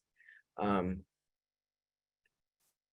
into, sometimes we have to look at risk and ask some of those other questions when they're thinking. They may express some types of suicidal ideation, or maybe even expressing like some violent thoughts towards other individuals. This could be a variety of ways, because we are dealing with individuals in crisis. Looking at that, it's a natural space, and we wanted to make it safe, instead of us just, again, focusing on a level of care. When people are expressing these types of suicidal ideation, or we just want to think about that, in that the ideation is one part, but do they have any intention on acting upon it? And how can we help them stay safe for now? So when we're asking about risk, it's important that we keep it clear, direct, and we're not leading the client. We definitely want to move with that strength-based and person-centered approach. So I'm going to turn this into the room of experts in the room, and looking at what it is here. So there's a variety of ways to ask these questions, especially, let's say, if we're asking about suicide. What are some ways that you have potentially asked for someone that may be potentially having those types of ideations? If you could take yourself off mute and be willing to share, we'd appreciate it, learning from everyone. Or if you want to put it in the chat box, let's give a space and some moment for everyone to express what's going on.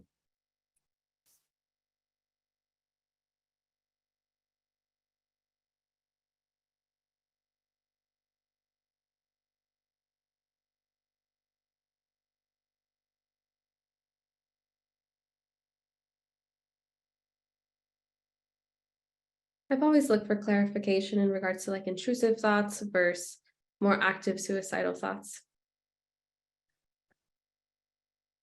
Yeah, thank you for sharing. Depending on what it is and how they express it, looking at how it may be presented. And when we're asking this, just, I think of it as a starting point. If someone expresses it, Patty, have you ever had, depends on the situation and client, how these questions are approached. I let the person talk for a while before I decide how to ask the harder questions. I agree. I really work towards alignment with the individual, building that trust and support before. when I move into this, I look at how I'm going to approach it. Have you ever had thoughts about wanting to die or wishing you could go to sleep and not wake up? If so, when was the last time? Yeah, great, Heather. Yeah. These questions are some of the tougher ones that we ask at times. And I look at it in this approach. When we're asking about some of the suicide piece, understanding that it's normal for people to have these thoughts of suicide. And so we want to validate their experience. We want to educate them on it. And it's like a starting point for the conversation. To look at, okay, this is the severity of my crisis. But there's the thing of, hey, I'm having these thoughts, but I want to move forward on it. Normalizing, Jacob, normalizing is super important. I also like to provide psychoeducation around how hopelessness contributes to suicidal ideation. Also education around the range of morbid thinking to active suicidal for danger to others. Heather adds, I usually ask people how they kept themselves safe, as that is the usual main goal. Yeah. And under like that validation piece is very important for us to, when we're asking these questions, to normalize that it is okay. It is a very normal response to have these types of ideations. They're in a crisis. That's not the end all be all. Again, that's the beginning of this conversation. And because we're in this mobile response piece, I take that as that invitation to, it's on the table, and how can we help keep them safe for now? Because viewing suicide, to go with that lens, it's a way for them to resolve their pain, right? So suicide is an option for them to end their pain. What other options can we help them come up with, right? How can we help them problem solve from this? There's part of them that they don't like that's happening. There's part of their existence. There's part of their experience that they don't like, and they would like that to end. So what other ways can we do to work towards that? Again, this goes on a spectrum, and it's important that we acknowledge it. And then how can we also help keep them safe for now towards that? As I aided here, hearing their story is so important, and we need to listen for hope. Listen for hope. Hope is so powerful. Hope for a better day. We are looking at, mobile crisis response, and everyone that's in this room believes that the individual can help themselves, and we can help them see a different way of viewing their situation, right? Instilling hope is something that we can do and we can bring to the person. It's a powerful tool that keeps people safe from now, and it's something we can use. It's one thing I think about when we hear their story and learning more about them. They're likely to have shared 1, 2, or 3 things that they may have hope for, even in their darkest of moments. And even if it's faint, part of our intervention and assessment is to help spotlight that for them and amplify that, so they can see that there's other sides to it. It's a great way to spotlight ambivalence between their decisions, or like between 2 states, and being person-centered as it is their own reason for a better tomorrow. We definitely want to respect that.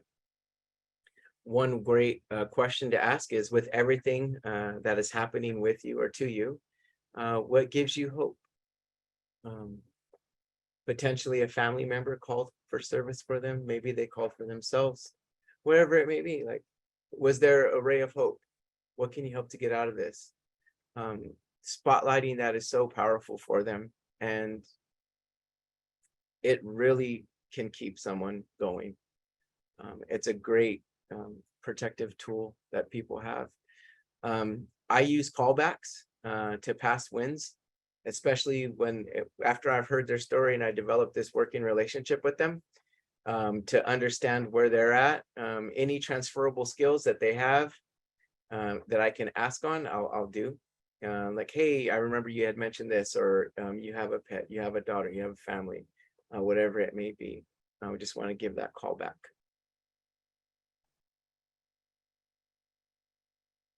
What resources are ready available? We want to do is like be aware of our situations and resources that are out there. We want to help support the person in crisis by exploring available resources that they potentially may have. We definitely want to encourage their self-reliance, as this is empowering skill. We want to look for if there are any family, friends, or support groups that they potentially have been tied into. Any community resources, even emergency resources, including housing. I heard that earlier in the conversation. Making sure that you're aware of the local resources in the area are very important, because it's there's so many different types of services that can stand up around our communities that we may not be aware of, and it's important for us to be aware. I remember going out in these different units, and then we started having community conversations and learning about what other providers had and what they actually, what services they did provide. And there's a lot more that you may not know about. And so becoming familiar with your community area can really help you help that individual that's in a crisis, get them to a safer space. And then when you start thinking and you're looking at it like in your mind, what or who in the community can help this person with this specific need. So just consider that. Oh, I did it again. And then summarizing is a great tool to help us gain clarity from the individual, to help reframe what's going on and get a better understanding. So it's a process where us and the mobile crisis teams can put together key themes, feelings, and issues the person in crisis has presented. This can be used throughout the intervention and assessment to gather a clear understanding and to help the person refocus on a single topic or key area.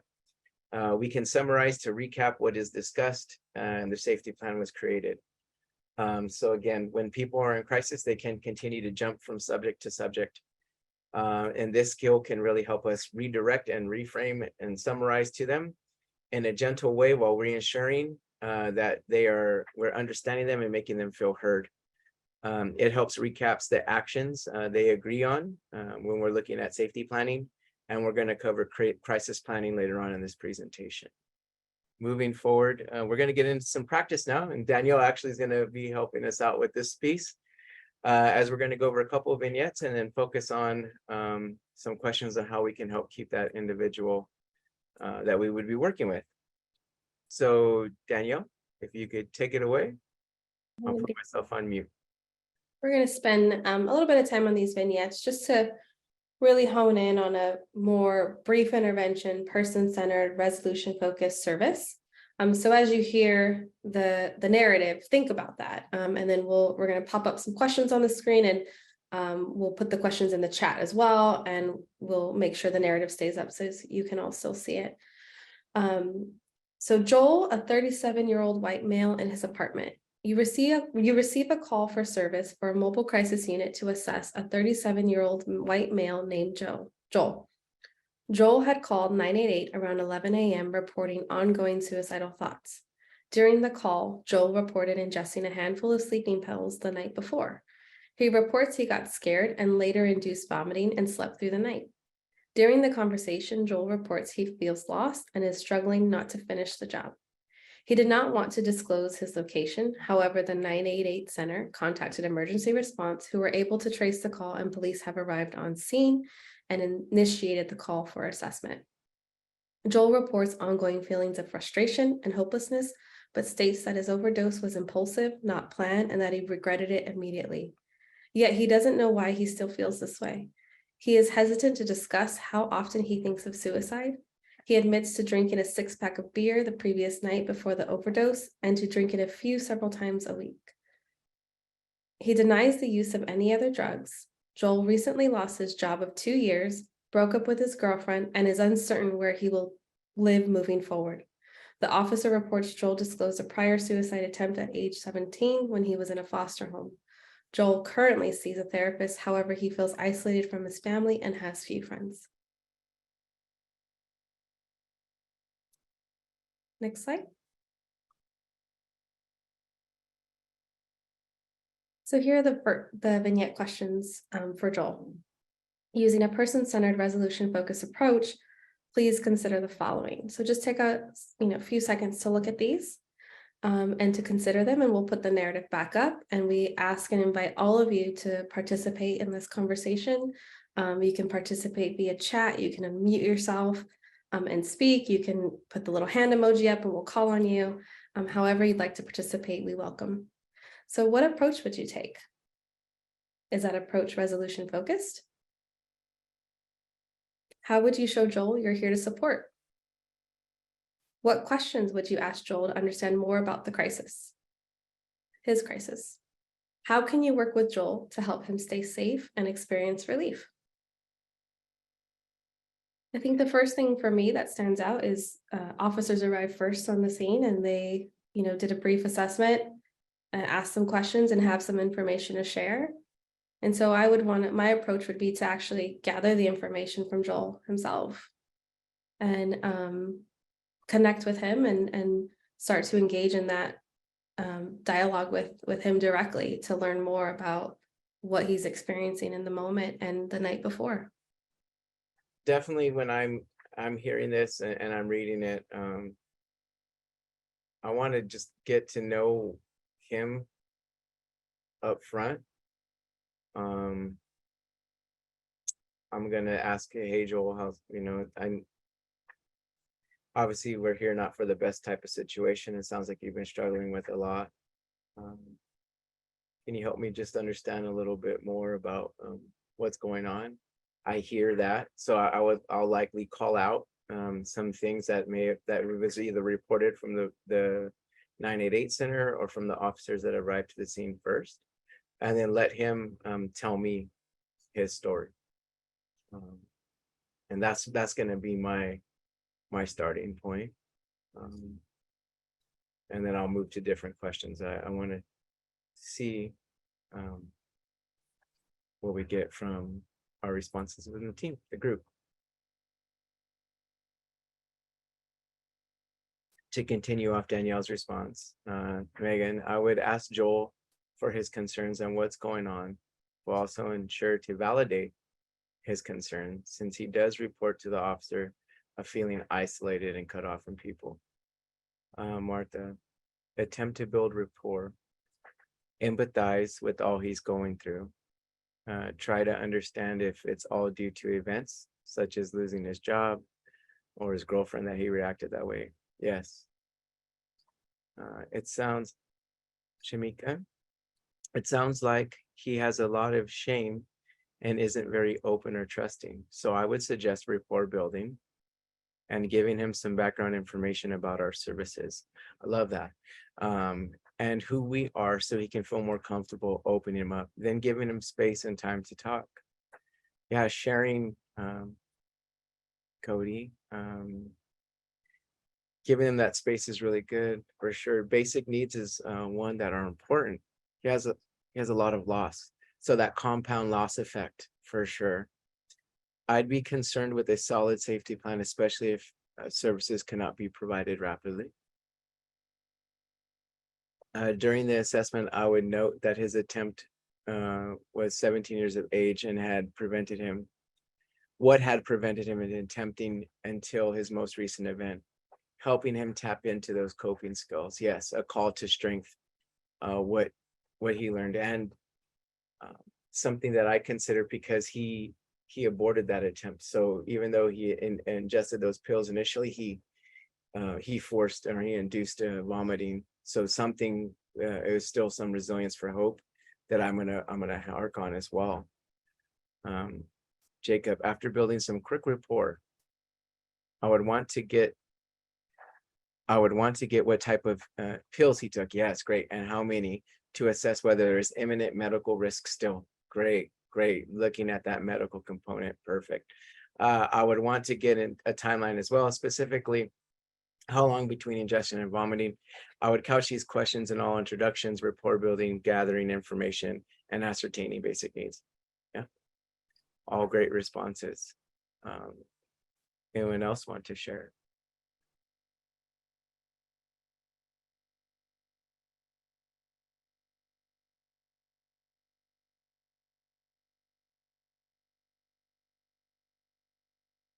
thinking of this understanding, like what could we work, or how could we intervene with Joel to help him experience some form of relief in our discussion with him, because he's expressing some forms of anguish, loss, grief. He's feeling disappointed, unheard, unvalidated, cut off from people. What could help him experience some of that relief?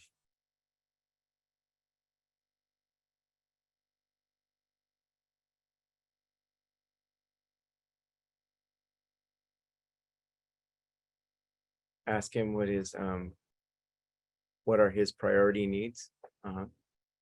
Definitely. I think Sal's point is great. It goes back to focusing on one area of concern to help bring him back Mm-hmm. and get him back into a place of, more rational thinking, and what are the next steps for him working towards resolution. Discuss his strengths, Alondra. Discuss his strengths and courage surviving foster care and overcoming the previous attempt. Yeah. Definitely that call back to strength.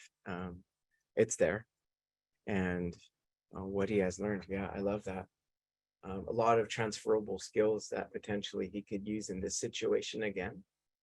And what was that like for him? How has he made it another 20 years?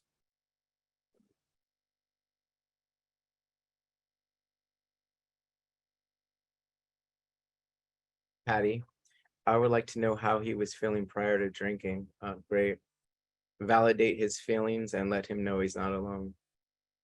I would also find out what type of support he has in regards to his family and friends.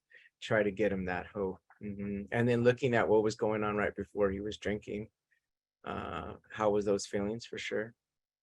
Nisha, normalized that he has been through a lot and his feelings of frustration and hopelessness are normal. And there are some other things that could be helpful to him, and begin to explore what's going on. Explore, Jose adds, explore protective factors, correct? I would ask Lori, I would ask what the thought process was when he decided to induce vomiting. Oh, yes. What happened? What changed? Was it act impulsive? Did he regret, like what was going on? Like, yeah, great.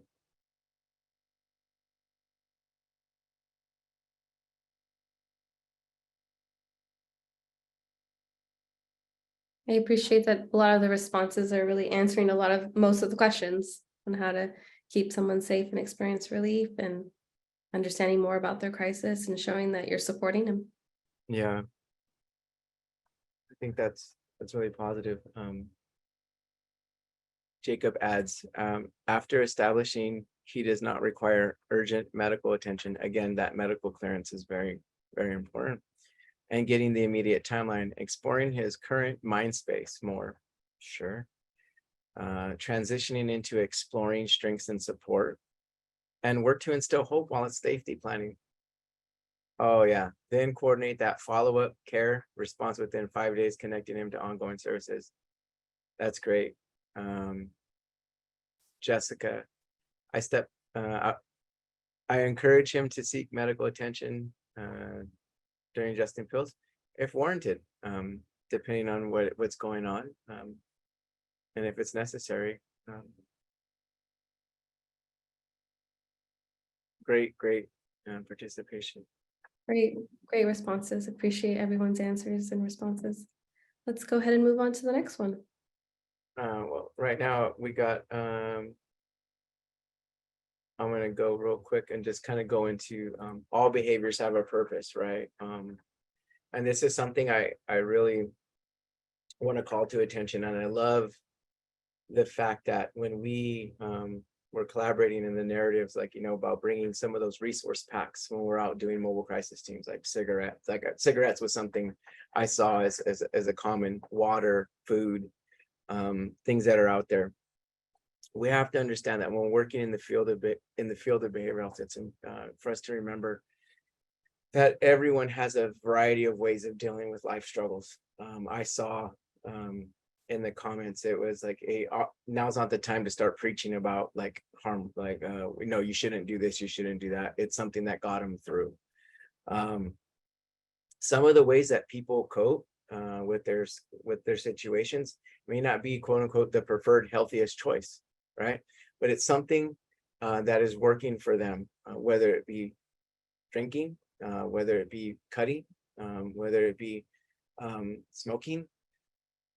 There's a lot of things that, may not be the healthiest way, but it is something that they're doing to help manage their crises, to help manage their symptoms.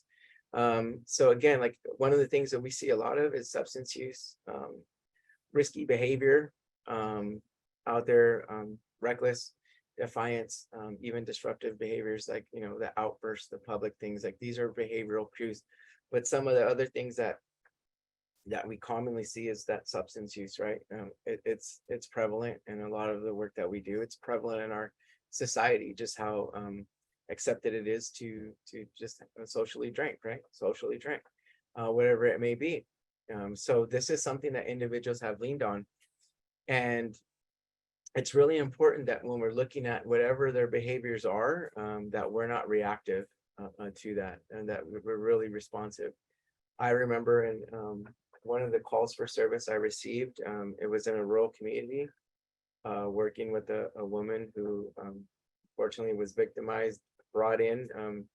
She was a victim of sex trafficking years ago when she was brought into this country. And working with her, Spanish speaking only individual, she was called for crisis, actually for her children. They were having some behavioral issues, but then during that, we were conversating, and I was just processing some things with her, and she has started to disclose how she dealt, quote unquote, with her feelings of uneasiness. And she started disclosing how she would cut herself to help regulate her emotions when she was feeling distressed. And then she had a special piece of glass that she used, and she had it tucked away in a special place. And how she would lacerate her arms up here in hidden ways so her children wouldn't know. And I remember thinking, like hearing her story and understanding what it was for her to move to this. And no, it was, not the healthiest way, but it kept her around, and it's kept her around for so many years. And it's a strategy that she used throughout her life. And it's not my place to judge what that is. I further assess to, was there any risk around that?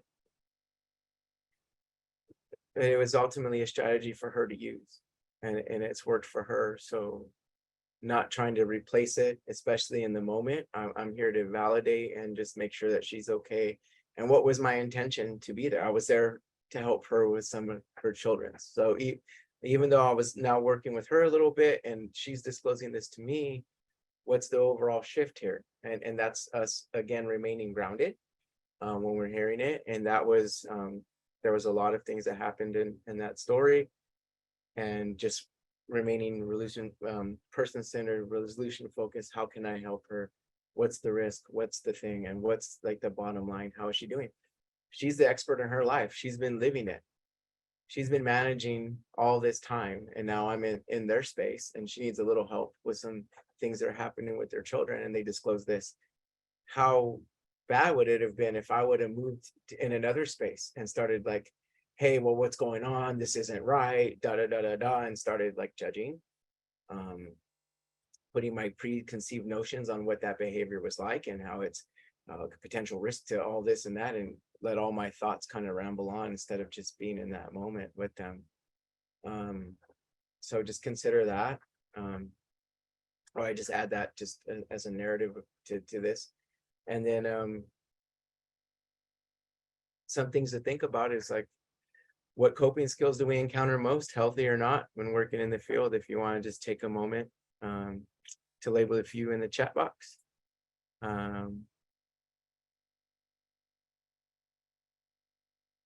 I see drugs, alcohol, gambling, food, yeah. High risk activities, cutting, shopping, gaming, anything that stimulates pleasure center of the brain. Unhealthy teens will self-harm. Food is such an important one for de-escalation, cessation of hunger, stimulating dopamine, serotonin production amidst a crisis is huge. Yeah, food, getting someone a snack, listening to music, going to the beach, anywhere outside for a walk. Yeah, definitely things people can use to help them encounter. Heather adds self-injury is very common. Yeah, unfortunately, it is. Took a teen to Barnes and Nobles. I love that. I remember going for walks with some of the people I worked with, just helping them process that way. Sex, food, cutting, drives, walk, exercise, alcohol and drugs, codependence, distraction techniques, for sure. Distraction's also a really good one if they can shift that focus. A lot of great responses here. Thank you. Aggressive outbursts, self-harm, ads, yeah. Substances, music and mindfulness are popular. Some healthier alternatives. Art, yes. Being able to draw, being able to process themselves, writing, that journaling piece. Inpatient 5150, not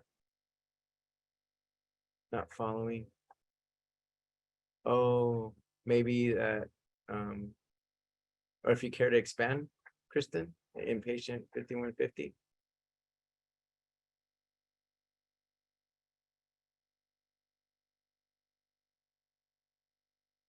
Coloring for teens and young adults. Yep.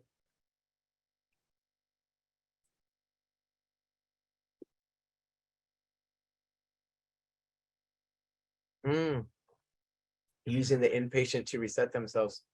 Understood. Yeah, I get it. When I worked on the inpatient on the youth side, I would see teens that would like respite and get away from their group home or even their living situation and use that as a reset. Yeah.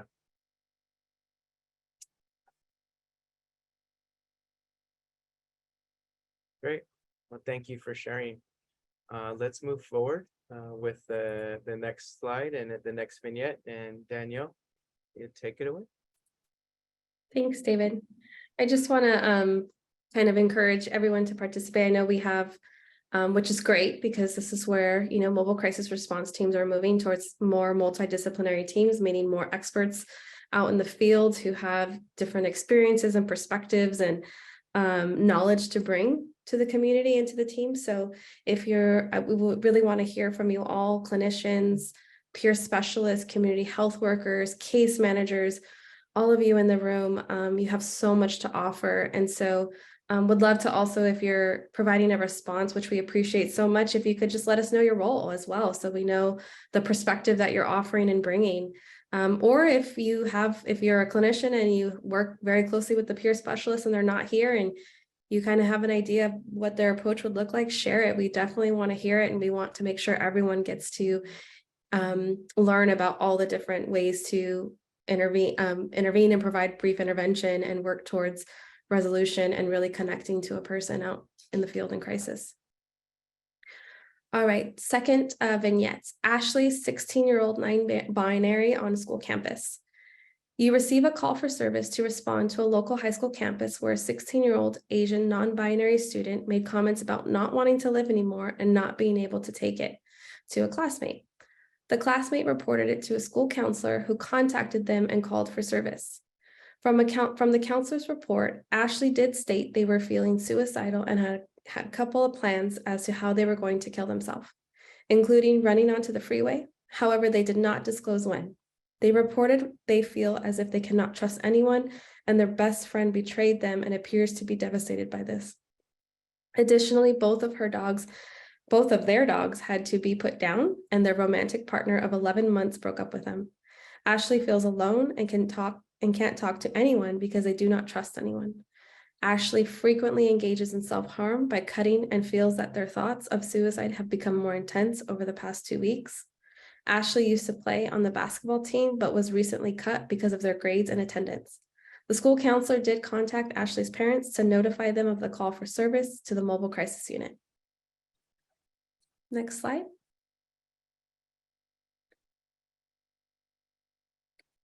Again, from a lens of a very person-centered, using a brief intervention that's resolution focused, please consider the following questions. We'll also put these questions in the chat so that we can go back to the narrative. What approach would you take? How would you show Ashley you're here to support and validate their experience? What questions would you ask Ashley to discover more about their self-injurious behaviors? How would you validate their coping skills? How can you work with Ashley to reduce harm and help them identify safer alternative coping skills and to stay safe in the community? Again, we would love to hear from everyone. So please put your responses in the chat. Feel free to unmute yourself or put the emoji hand up and we'll call on you. I'm going to give a spotlight on what people put on the chat, and then I can give my second. So Christopher adds, I think in this situation, it would be beneficial to spend some time building rapport and engaging in general conversation to get to know them. We can gather a lot of prevalent information about the individual from just basic conversation. Yeah. Aligning with them, just getting to know them. Absolutely, Christopher. I would validate her feelings, Patty adds, and ask if she is feeling an increase in the symptoms and if she feels her old coping skills are no longer working. Okay, so an exploration. I would validate and see that she has a lot of loss and that there is support for her out there. Love that callback too. Like sometimes these old coping skills don't work.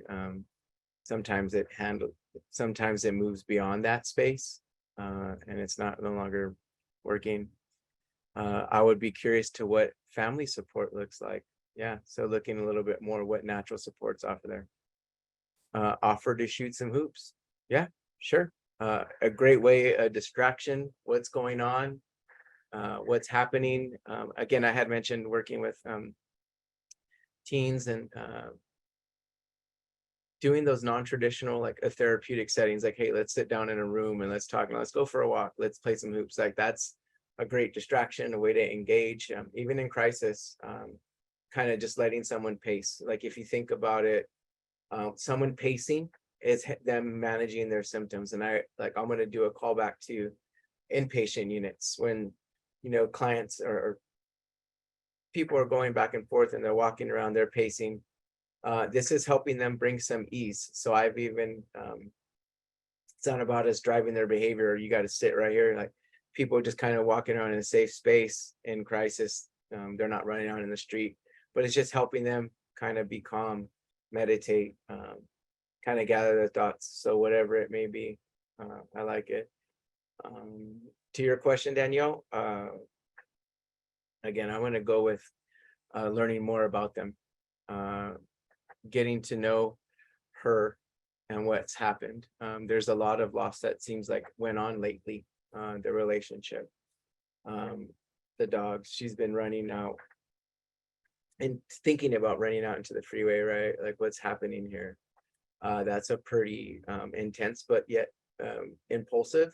That's like the age, I would consider the age, how old she is, and that type of impulsivity, the not cognitive function, so that being able to process things in a different way and tailor it to what she would do, what she can do. The call to what family support looks like. She is 16. So what is going on in her life? Teenagers are very different. As they're not adults, they're dependent on so many different systems for their own care, and there's so many other things in place for them. Really listening to her and trying to understand what's been going on, and especially even that relationship piece with her partner that just ended at that age, that those romantic connections are very strong and intense. It was like, is her first one or not? Bouncing it back to you, Danielle, what do you think? You have a lot of wealth of experience working on that. And then to the room.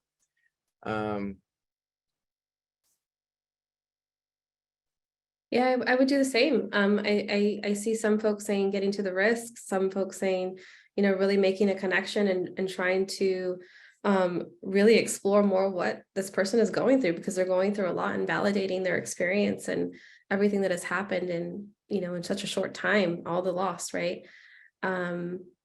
I appreciate a lot of these responses. Patty, if you're open to speaking, you were talking about very direct lived experience. I know you said you're a supervisor of your behavioral health clinic, of your crisis team at the outpatient behavioral health clinic. Do you work with peer support specialists? Have you been a peer support specialist before? I do supervise some peer support workers. I personally don't have on-hand lived experience except through my teenager who currently they just graduated from college. They're working in another county as a peer worker in a TACE center. So I've, from start with diagnosis of depression through coming out and transitioning and learning who they are and struggling with their mental illness. It definitely, when this scenario came up, it triggered a lot of personal stuff. And I do bring it into my work with teenagers and bring it into training my staff on the importance. Yeah, that's amazing, Patty. Thank you so much for sharing and just your courage to speak about your own experiences in your own family. I can't speak to enough I can't imagine how impactful that would have been in this scenario to say, hey, I know what you're going through, right? Like, not maybe directly, but I have a child who's going through the same thing, and I can imagine how a person might feel on the other end receiving that, how much relief and validation that would allow for. And it's important, especially in this case, it's a 16-year-old, depending on when she's an Asian in descent, when the family came here, how long she's been here, if not born in, the United States. Family beliefs. This is a very taboo subject a lot of times. So the support is not always there. So there's a lot of stuff that plays into this scenario. Thank you so much, Patty, for sharing, and thank you No all problem. for the responses and for participating. We really appreciate it. It's been great to just really go through all this with you and just hear and learn and interact. So thank you. Moving on. And we do acknowledge that these scenarios can be triggering, and like David said, a lot of you are working right now. And so I just want to spotlight Shamika's response, because it's really, it's like, I would explore other supports in Ashley's life, homework, help after school, basketball groups, like at the park, right? So looking for another activity, help build a structure, would continue to explore how frequent self-harm has been for them lately and what has helped them in the past, and maybe explore new groups and look at like LGBTQIA resources for youth in the community. So like tying all that in, just very thoughtful response, just like all of them are. Just want to make sure to acknowledge that. So thank you all. I'm going to move forward, as Danielle said. So what has been done so far? So we talked about like how to work calmly and effectively engage with the individual, working in the crisis assessment, exploration for safety is where we're going to, like, some of their coping skills, provide brief treatment, support and resolution focused. So what should come next? So some of that safety planning, harm reduction, discussion about resources and services. Again, it must be collaborative, strength-based, and we're looking towards that person-centered approach. So crisis planning, or like safety planning, like it's another way to call it. It's inappropriate during the mobile crisis service encounter. The team will engage people and there's significant support collateral if appropriate in a crisis planning process. to create or update a crisis plan for them. So depending if they're already connected, potentially we're getting called out for additional support. Potentially it's our only or our first initial contact with them. But through all our work that we've done, we've built rapport, we've heard their story, we've validated, we've explored their strengths. We've summarized, we've got some recapping skills in here. We're looking at how we can potentially create a safety plan with that individual. So again, when appropriate, the crisis planning may include the development when a written safety plan is established between you and the individual.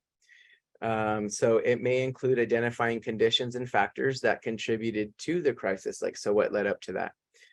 We got to review alternative ways of responding to such conditions and factors. So what other ways can they approach this type of situation? How can they help stay safe in that moment? And we want to identify steps that the member can take to avert or address that crisis in the future, right? So again, safety plan or crisis planning should be person-centered.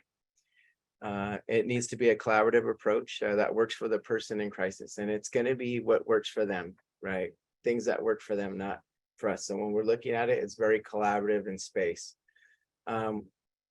We want to ask those earnest questions about them, like what's worked, what have they tried in the past, try to understand what supports they have, and be curious. When we're looking at it, what types of things that can they use, what have things that they've done before.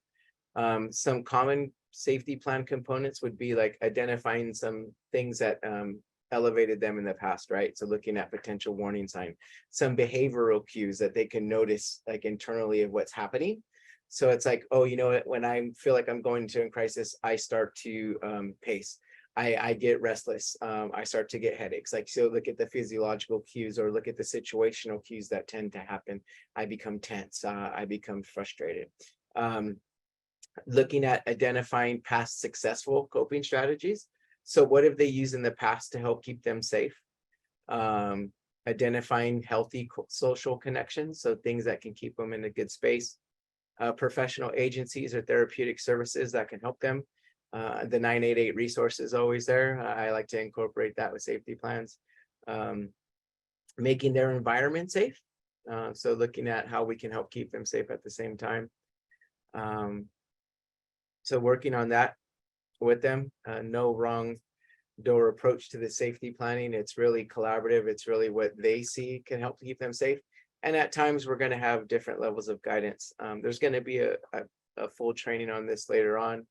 So we're going to just move forward here. And it can be written down. It could be in different type of phone apps. Like My Y3, I think, is one of them. I forget off the top of my head. Okay, so what approach do you guys take? So what kind of crisis assessment tools have you used? What kind of safety plan tools do you have? What do you like? Again, does the plan you currently have, does it have a system coordination built into it so you can potentially connect the individual to more resources? I had saw in the chat box, like, you know, the use of stabilization units, so the traditional CSCs that reset. But is there any other non-traditional type of respite that an individual can get? Is there traditional? Are there TACE centers? I know we used to have a TACE center that was connected to one of the programs here that we served. So just looking at it, and so how can we do this? How can we work together and collaboratively? The safety plan is going to be really interactive. So just what works for them is key. I'm seeing a sobering center, safe house, going to a friend's house, another supportive way to get through. Yes, absolutely. Okay. So now, with that being like that segue, we've done all the work.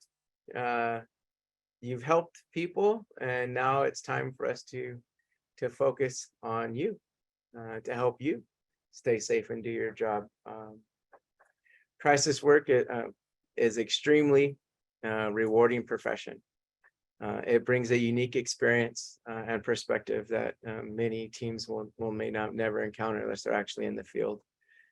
It provides opportunities for collaboration between all types of mental health providers, law enforcement personnel, emergency services, consumer advocates, and other providers. It also carries a high degree of stress, right? And I don't want to minimize that at all. It is a very stressful job.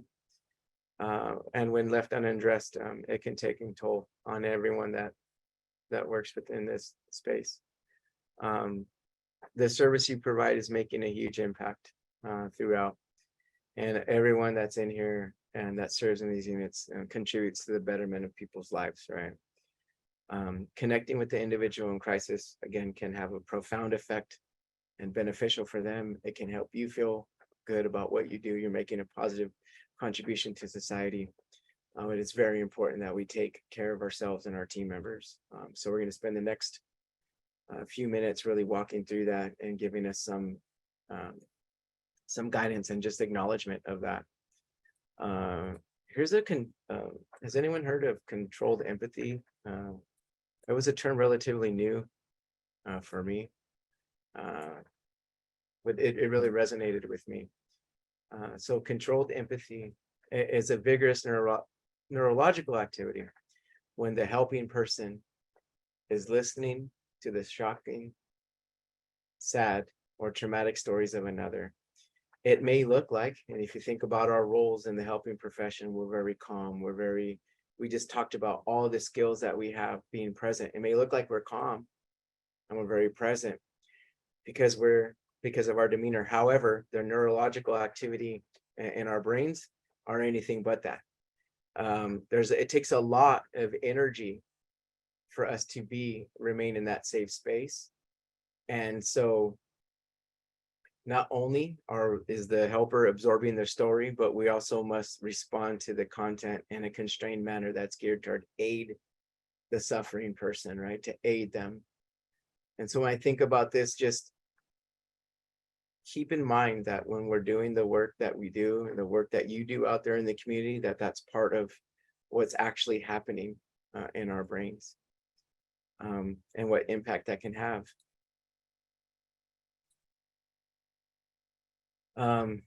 Vicarious trauma, of course, because we are hearing some traumatic stories.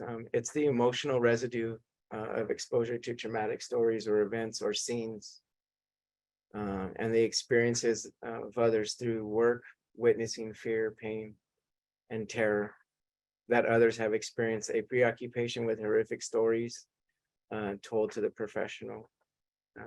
Sometimes referred to as secondary traumatization, secondary stress disorder, or insidious trauma. So there's a lot of different assessment questionnaires that can go in, and I believe they're going to be placed in the chat. Andrew has already placed it in there for us, such as the National Alliance of State of Territorial AIDS Directors, Center for Disease Control fact sheets, and other victims of crime vicarious trauma toolkit. Just parts for us to be aware of. And then burnout. So the first thing, controlled empathy, what's happening when we're working with the individual, that vicarious trauma, like the things that potentially happening to us from just being exposed to helping those in some very rough spaces in their life and being present with them. And then burnout, being called to serve is hard. It's not new. But it's important that we address it because it can help impact those in the helping professions. Burnout is that physiological syndrome emerging as a prolonged response to chronic interpersonal stressors on the job, according to Marshall. It can be brought about a workplace conflict, overload and responsibilities, perception of inequality, inadequate rewards, or consistent exposure to traumatic materials. This could be that emotional exhaustion, that depersonalization and reduced personal accomplishment, a feeling of that, feelings of being overextended, depleted, or even self-doubt, that increasingly delusionment, and then How many of you have ever felt burnout over the past year? Just as a question. How about during the pandemic? Just acknowledging that those serving, we're doing a lot. And it takes a lot of all of us. So just to be aware. So.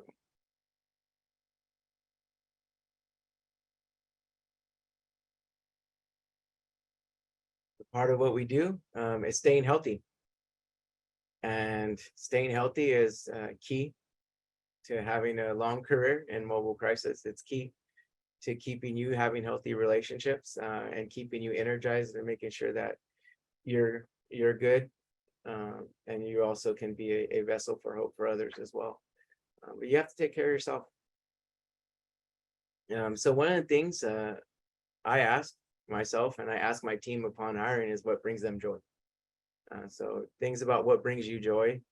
I ask my team that because I check in on them and like making sure they're still doing those things that brings them joy. And if they're not, that's a way for us to help support our team members.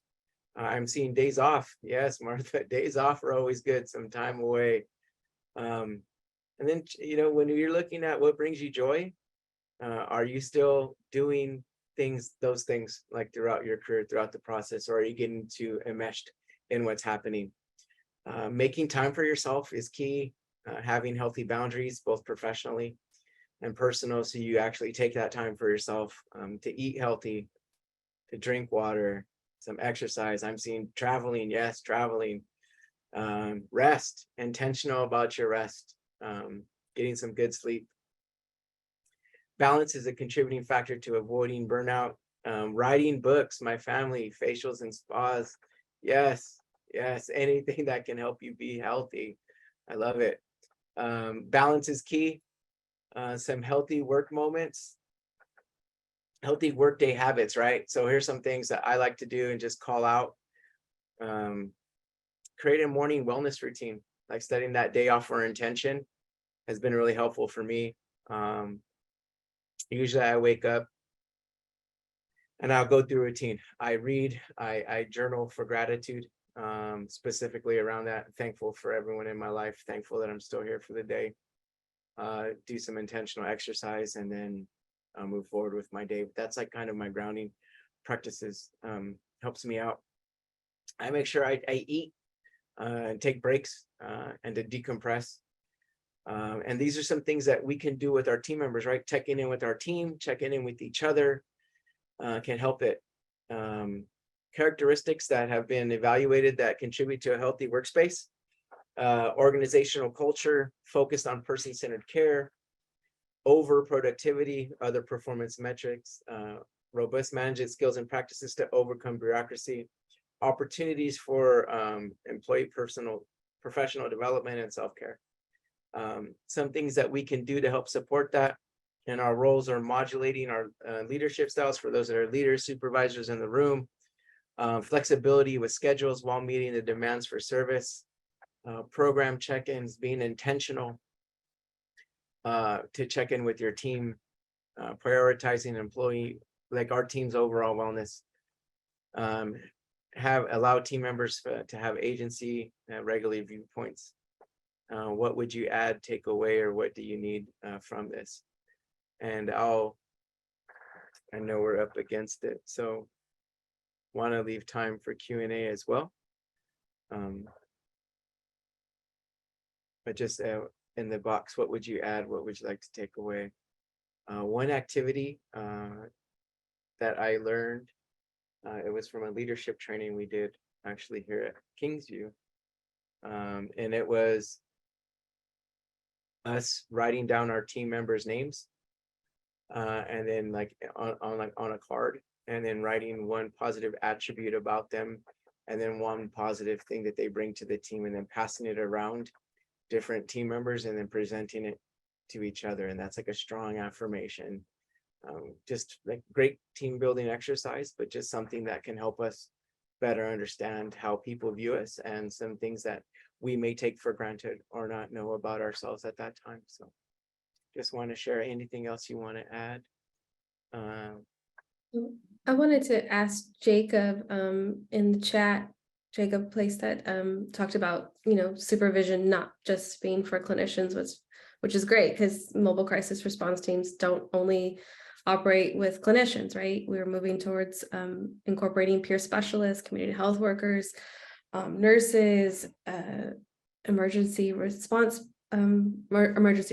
So that's a great point. I'm wondering if that's something you're doing at your agency now or something your county does now, Jacob. If you can share, you could feel free to unmute yourself or respond in the chat.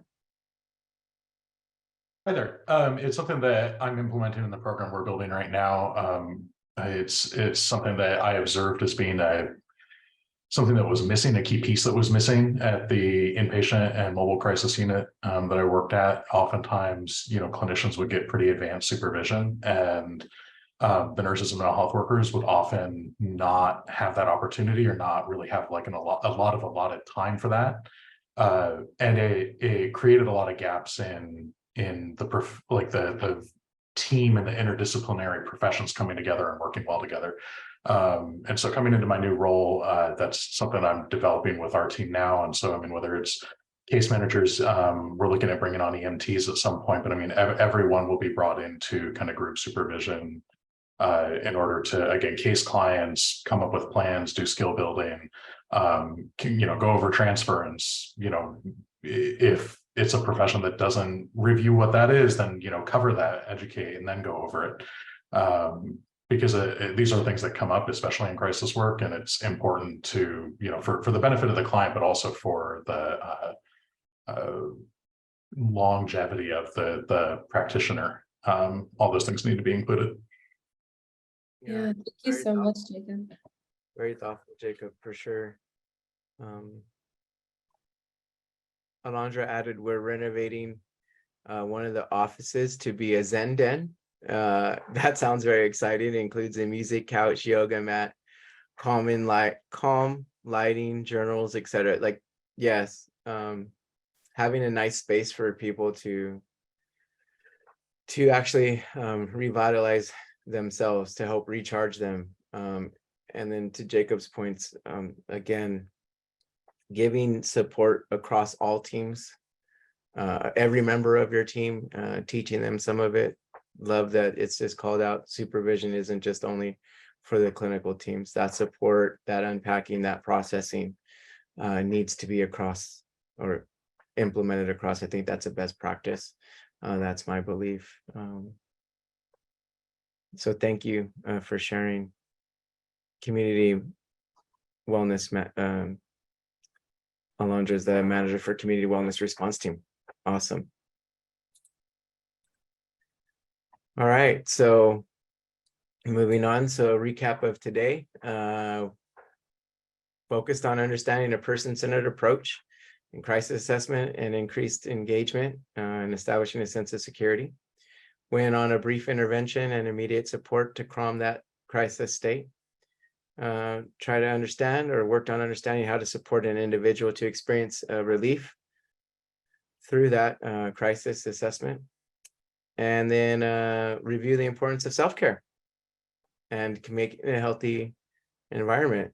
Now we're open for open discussions and questions about anything you may have. Or Thank you so much, David. That was really great. A couple folks in the chat, you know, really shined on how great you are, just really bringing the humanness into crisis and crisis work, and really validating not just, you know, that this work is hard, and, you know, actually people in this training today are still working and still needing to respond and be out there. So thank you so much for this. This was really great, and really, you know, planting the seed for this transformation and how we deliver crisis services and care. And so thank you so much. I had a question. So we're very limited when it comes to entering the schools here in Madera, because they'll call us, but then what they'll do is they'll send their kids to our office. Like the parent will pick them up, and then they'll bring them here, and then they're seen by our officer of the day and clinician and so forth. So I guess the question is, what is any suggestions when interacting with the school, when we're actually like at the school? because I know they have to follow their own protocol as well. So I guess I'm gonna ask for some clarification, like looking at, when you're saying like looking at the schools that are following the protocol. Are you on campus or do they transport the children to you guys, or how does that actually look? Because I would look So- at, I'm sorry. I was gonna say, so it just depends on the school, because some of them are like, no, we'll just send the kid to you. That's usually what's been happening versus us going out to them. So I guess it really is just how to approach it when we're actually at the school. Yeah, I would look and see if there's any safe space and just strengthening those relationships with the school and just getting once everyone kind of becomes familiar with what the actual resource is and how it looks like, I feel like those relationships really build upon time. I know when I used to do the mobile crisis in rural units and we were just standing up, like approaching schools is very different, and you just like sometimes they'd have some safe space for us to actually do the work in there, or so if you can get that, if there's an opportunity for that discussion to happen, if there's a place on campus that could be designated or like a shared space where you could work with clients, that could be helpful to work with the kiddos in that. And just working on educating them on what the service is and being the least invasive to what that is and how people can access that service. So I think that would be a good starting point. Danielle, you have anything to add? I know you have a lot of extensive experience working with youth. That was a really good point, David, in regards to building that relationship with the schools. When they really have an understanding of what the service is and the purpose of the service, they are more likely, I've seen and experienced they're more open to providing what is needed, including the environment that's needed to be able to provide it, this response and this service. And so really going out and trying to provide as much information to them so that they understand what the service is, what it looks like, how to provide a safe and effective service for the person in crisis, the child in crisis, and making sure that, it's school, all of their friends are there. People, how do we keep this confidential and private for them? And they really, being able to understand that is really helpful. Thank you. I'm seeing, Alondra, I would like to have dialogue around obtaining the Medi-Cal billing and required responses when interacting with the individual benefiting from the mobile crisis services. Danielle, I believe there's going to be a specific training on this. Is there anything that we could speak to or anyone from the group that could help address that itself?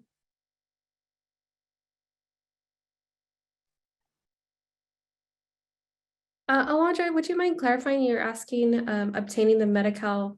Are you asking for the billing code or? No, like when the people are dealing with crises, we're having conversation about billing rapport and just talking around their crisis and de-escalating that situation. But with the Medi-Cal billing, I understand there's going to be more needed from that individual, like social security number, last name, date of birth. How do we have those conversations when we're trying to de-escalate a situation? Yes, I understand your question. Thank you.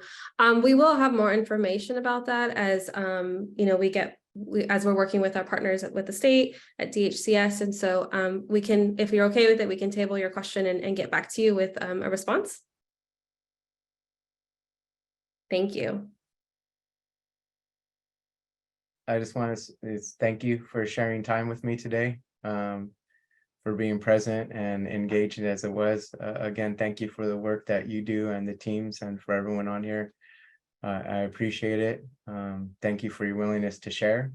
Thank you for your willingness to, divulge a little bit more about, how you feel and what happens. I know that's tough.